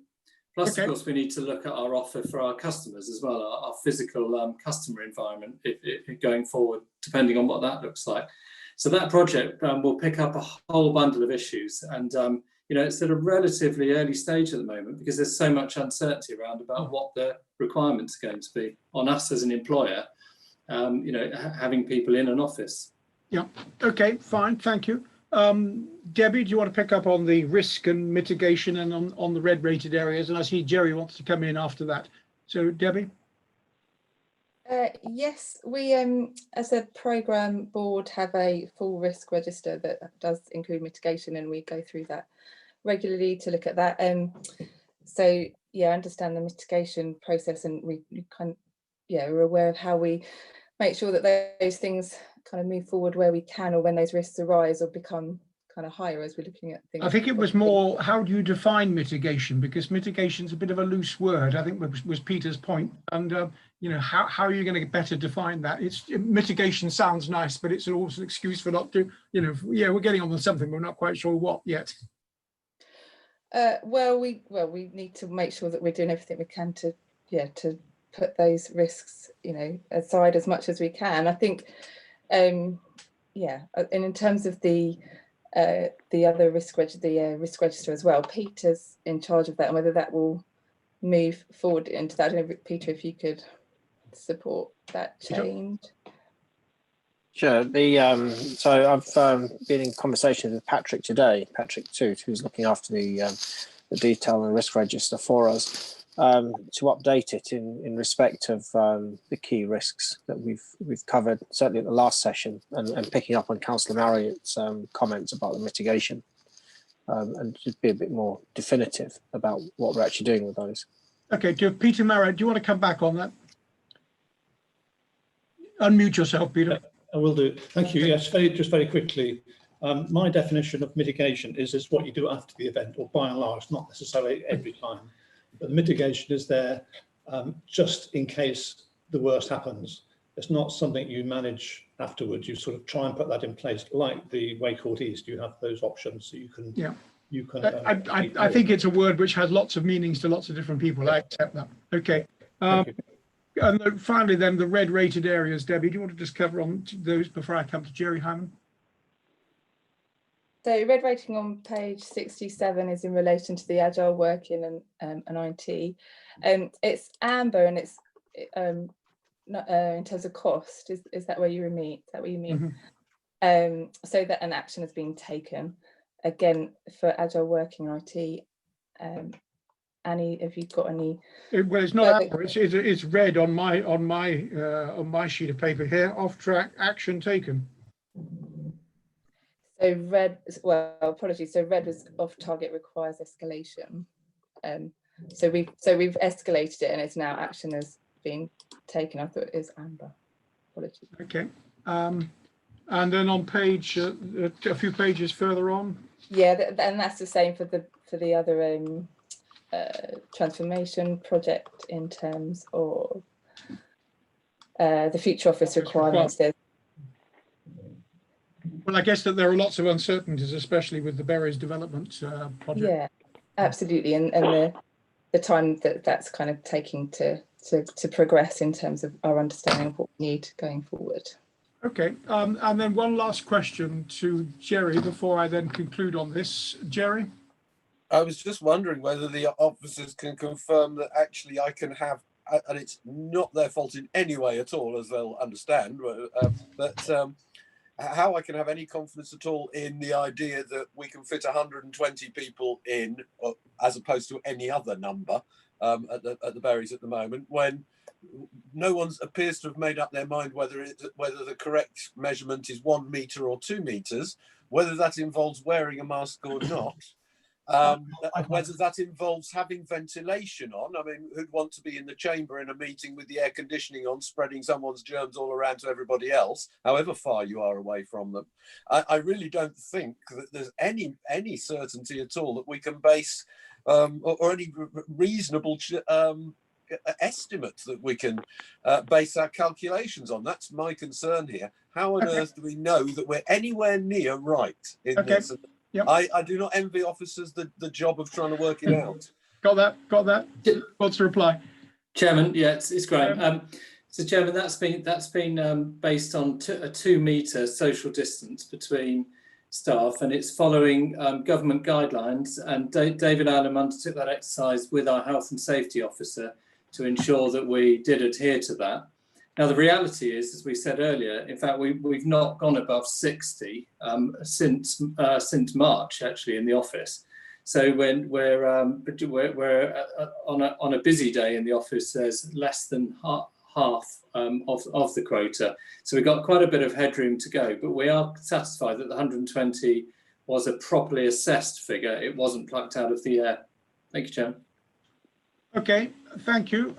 Then I suggest that we conclude on this. Could I suggest as a recommendation that the committee observes or notes the significance of the RCT project to the future of Waverley Borough Council, that we commend officers on the significant progress that's been made since we last reviewed this. We look forward to yet more detailed reports in our future meetings. Would that seem to be a reasonable, or words to that effect? I think it has been a substantial step forward, but there's an awful long way to go. Agreed. All right, thank you, if that's okay.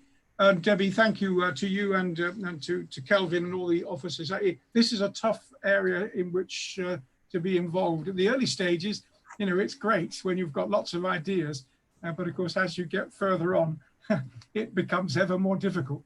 And we will certainly be keeping a very careful and watchful eye on the progress in this very important area. So thank you very much indeed. Okay, let us move on then to item 10, which is the Property Investment Advisory Board update. Peter, do you want to take us through this? And just maybe Mark might want to make a comment as well. This is a relatively short report, I think. And we've covered a lot of it in other items before earlier in the meeting. But Peter, is there anything you want to add? Yes, sure, Chairman. I think you covered 90% of my introduction there. And literally, the details in Annex 1, the overarching stuff we've covered in a lot of detail in the MTFP conversation. The first part of Annex 1 you'll look at and say, yeah, they're all absolutely familiar projects that have been very current and topical over the last 6 months, certainly the last couple of months.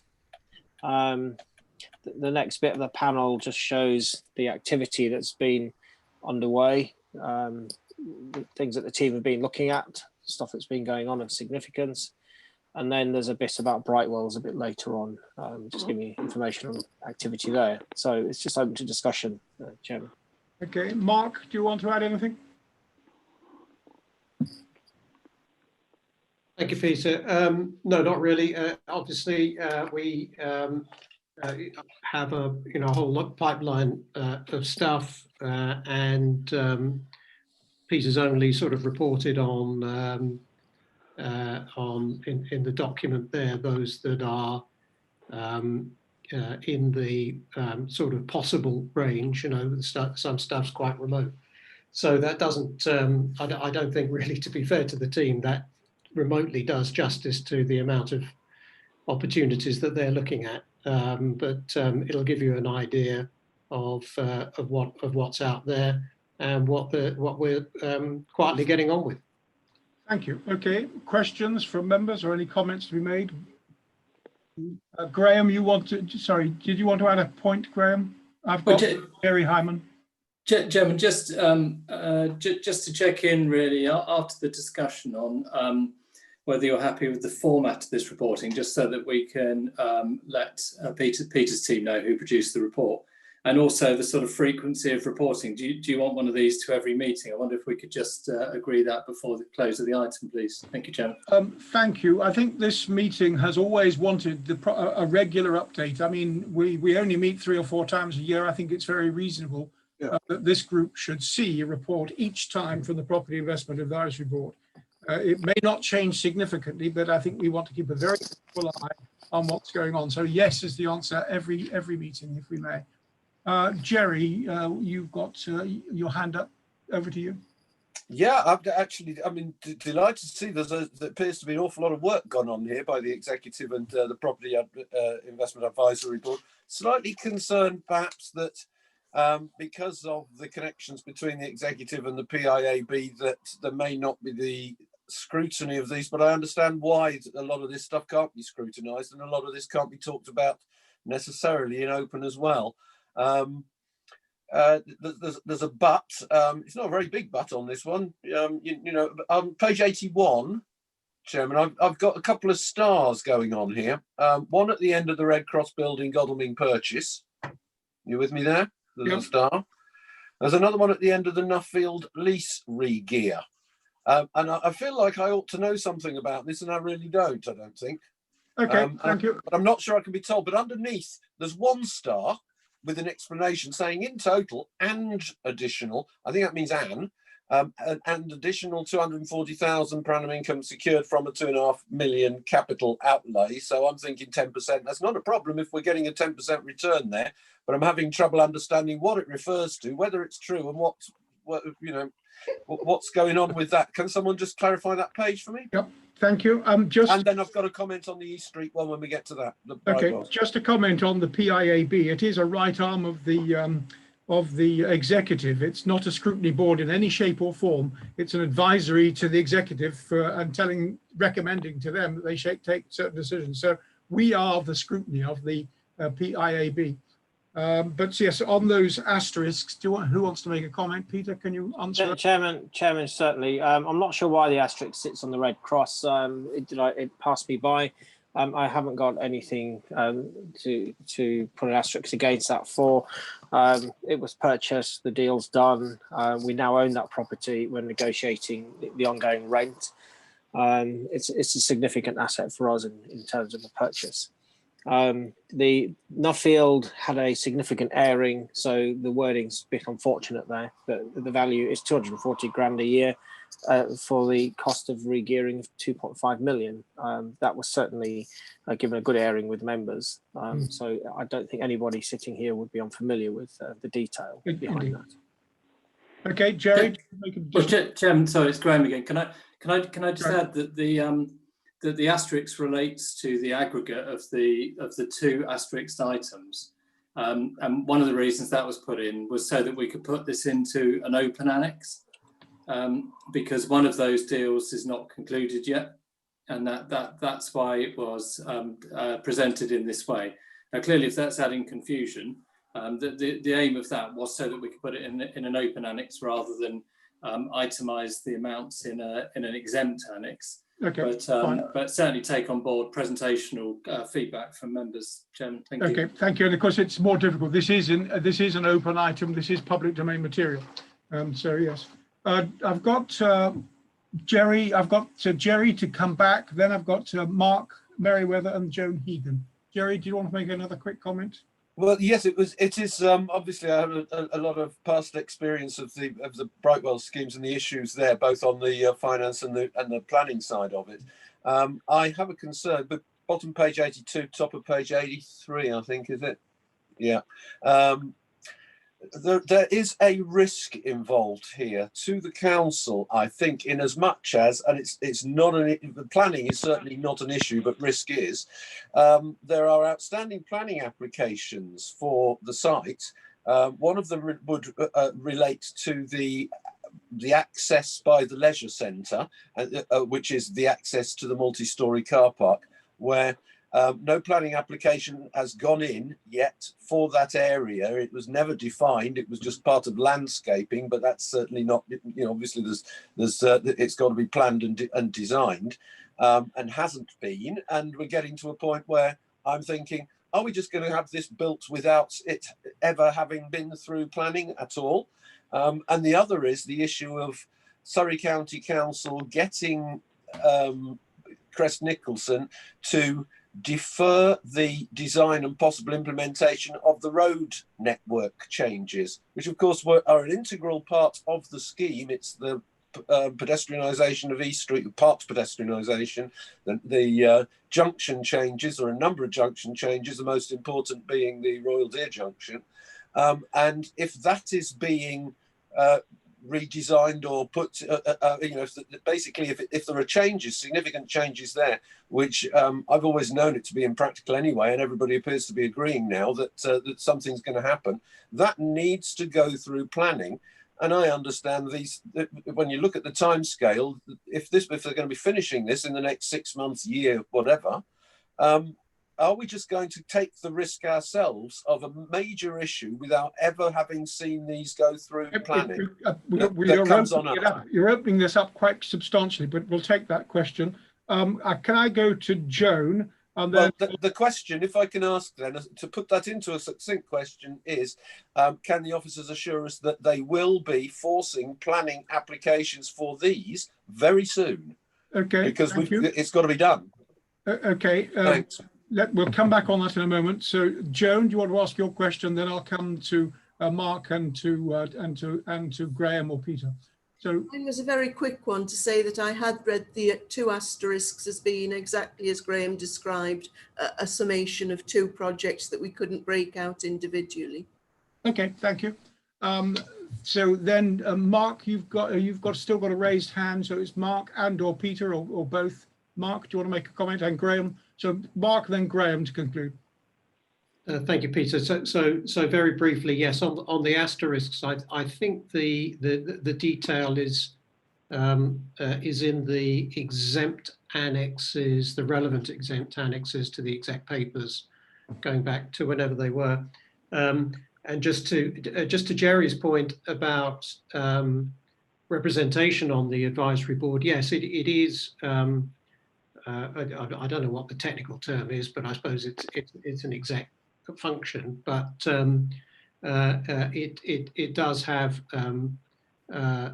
non-exec representation, and just for the record, without trying to sound too cute, Peter, there is a vacancy for the opposition group because Peter resigned his seat, which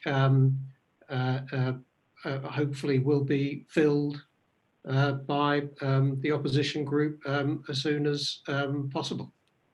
Okay, thank you, Joan. Julia has noted that. We will take that on board.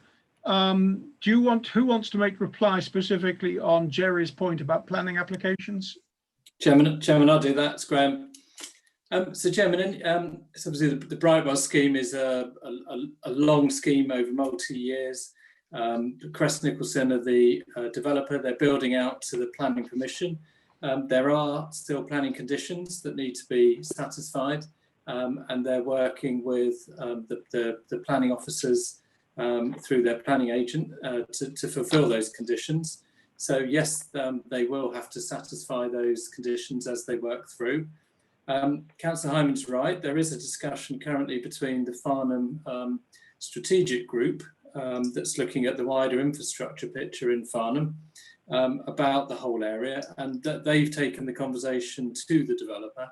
This isn't a conversation that the developer has instigated about whether there is an alternative that would work better for the town. Now, if that requires planning approval in one form or another, then it will need planning approval, and it will get that. I don't know exactly what that looks like at this stage, because as far as I know, there are just conversations at the moment. So I don't actually know what it will look like and what planning approvals will be required, if any. And of course, Surrey County as the Highway Authority is the other party in those discussions too. Thank you, Chairman. Okay. Thank you. This is a challenging area, ladies and gentlemen, and in terms of the potential exposure to the medium-term financial plan, if we don't get the headway in this area that we are looking to get. So this will be a constant theme that we will need to look at each time. And I think we need to place emphasis next time on just where we're going and what potential income we're going to get for the rest of this year and where we're going next year, and how we're going towards that 1 million a year extra that we want to raise at the end of the 4-year period, the end of this administration. Okay, thank you. If we, I think again, from the recommendation point of view, I think it's a matter of noting the comments, noting the report and commending the comments that we've made. Thank you.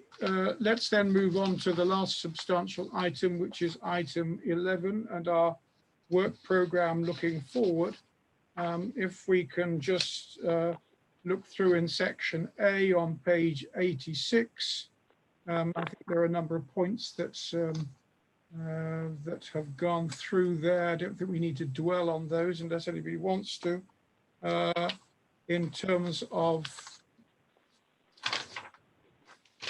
sorry, I'm losing my pages. Pages 87 and 88. We need to look forward to what we're going to cover in our next meeting. We have the standing items, the corporate performance report, which we will take. We will have the recovery, change and transformation program update. We will certainly have perhaps the corporate strategy again to come back. And of course, the property investment board activity update report.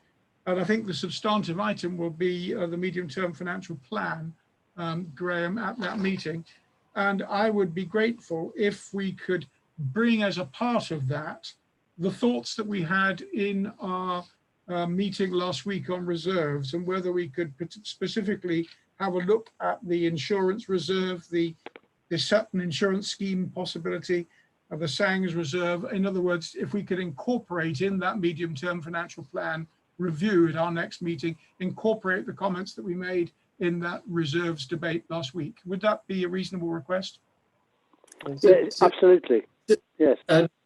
Chairman, yeah, I mean, unless Peter, who's leading on this piece of work, sort of corrects me, it is our intention to incorporate within the medium-term financial plan review a direction on reserves to be agreed by the executive on its way to council, and before that the O&S will be reviewing it. So exactly what you've just described is what we're planning to do. Okay, but incorporating those additional points, I know we could have a separate agenda item on the reserves items, but I think it makes sense to forward it into the MTFP if that's. I agree. Yes. Yeah. Absolutely. You okay, Peter B, with that? Is that right? Yeah. Okay. At some point, we'll need an economic development strategy. I imagine that's pretty much on hold, given all the COVID-19 issue. Graham, is that reasonable, or is that? Actually, Chairman, I mean, Debbie alluded to one of the RCT work streams which is about the local economy and the resilience in the local economy, and that at the moment is heading, Debbie will correct me, I think to the health and well-being O&S. Yeah. A community O&S, sorry, yeah. And so I think if you were to define as a committee what your interest is, what you'd like to see specifically, we can sort of fathom out as the officer group how to sort of report that to you without duplicating anything going to one of the other O&S meetings. Well, if members of Paul, did you want to? You've got your hand up. Did you want to say something? Sorry, Chair. I just very, very quickly wanted to drop in that the executive are quite keen that the economic strategy is drafted and comes forward. So my hope is that it will be viewable in some form for an O&S to consider at some point. So just to let you know, we are quite keen that that isn't blocked by COVID or anything else, because it's very important that we look at that as part of recovery for businesses in Waverley. Okay, well, maybe I can take that at the coordinating body when we have our next meeting of the scrutiny committee or coordinating committee, and we'll try and work out what's best for that. It is an area which is of interest to this committee, but I take your point.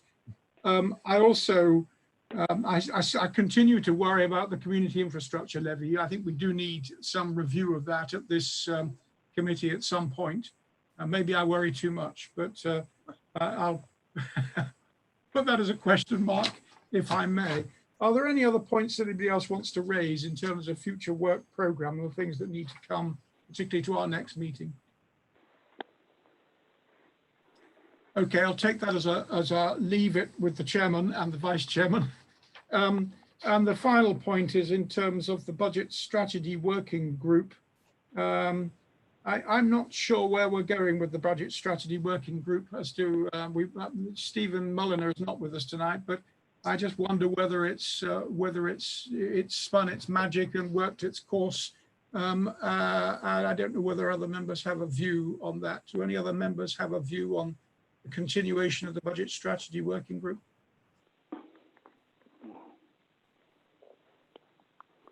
Okay. Chairman, just that I don't see any reason why we shouldn't have it sat in the background there for in case Councillor Merriweather wants us to look at certain things, because obviously he's got a lot on his plate. He needs people to be reactive at some point to say, are we are we generally happy with this or that, or perhaps so. I don't mind if it's sat in the background. But we've got nothing to do at the moment, have we? Well, that's a thought. My own feelings with the budget strategy working group was that it was a very effective vehicle in our last review in terms of almost as a training program, bringing new members up to speed with how things worked. I think the learning aspects for members of the committee in terms of the finance and the structure, how it was put together, what things work, and it was a terrific piece of work. And in terms of identifying those critical areas, my own thoughts were that there were very few real constructive comments on novel new ideas of doing things. In a sense, the reserves review that we had the other day was yielded more thoughts and more ideas than I think the budget strategy working group. So I'm not sure the degree to, maybe we can, as you say, keep it in the background and we can bring it up for particular working points. But this attempt to try and boil the ocean with it, I'm not sure is worthwhile. Mark, you've got your hand up. Thank you, Peter. Yeah, I'm very mindful of the terms of reference of the working group, which was to drive strategy as well as scrutinise it. And given the unprecedented situation that we're in, I think any constructive contribution is greatly received. But it was very clear from the discussions that we even had pre-COVID that the two largest single items that we all agreed would be our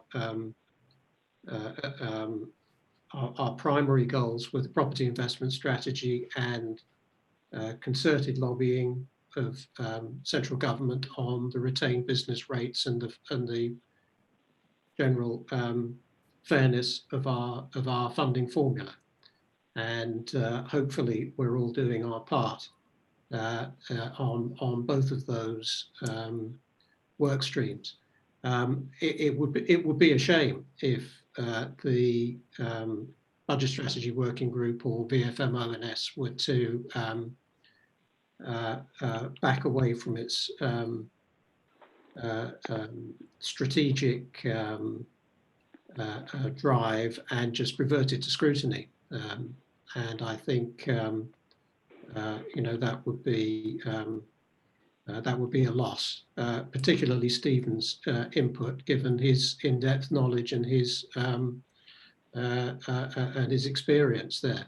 And if you were to, or if Julia, sorry, I don't want to put it on your shoes, if Julia were to suggest that Stephen would be an appropriate person to maybe sit on the Property Investment Advisory Board, I'm sure we'd bite your arm off.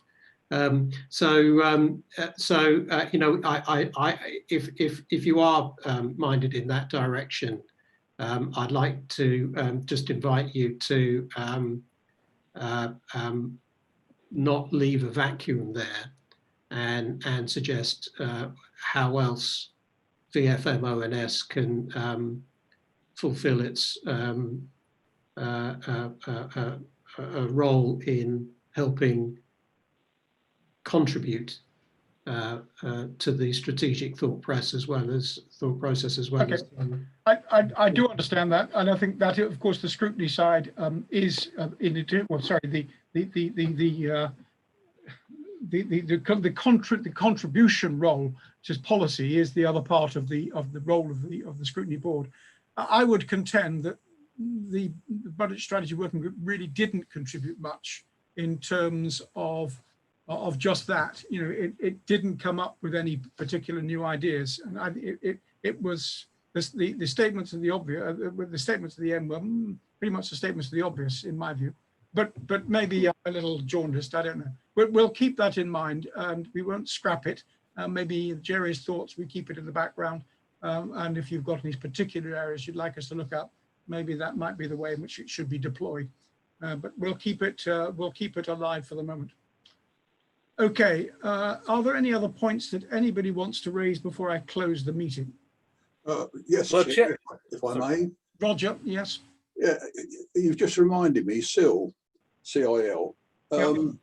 I'm afraid developers are getting quite cunning with dodging that. For instance, I have a bungalow on my ward, and they've applied for 3 separate single floor extensions under 3 different planning numbers, and they're all just below the standard we can charge CIL. So we asked Waverley Planning about it. They said there's nothing we can do about it. So I think that seriously something we should be looking into that. Otherwise, that will become commonplace, I'm afraid. I think that wherever you draw lines, people will find ways to circumvent things. And if you redraw the line, somebody will find another way of getting just under the thing. What I'm more concerned about is the structure and the process for spending the money. You know, how are we going to put together a good program to ensure that the money is properly spent? And where are we going on that? I think that's the concern that I have. I'm not sure that those areas where are particularly our areas of concern in terms of property developers' ability to get round the rules. That probably lies elsewhere in the planning environment, I think. With us. Graham, would you agree with that? Yes, I think so. CIL is a corporate resource to allocate for specific purposes. We don't have any say in the regulations around it, and I would suggest that the committee's focus, if you want to look at it, is the system and process around it and how we allocate it to infrastructure projects. So yeah, I think get it on the forward programme at the appropriate point, Chairman. That's fine. Okay, fine. Thank you. All right, thank you for that, Roger. Any other points? Chairman.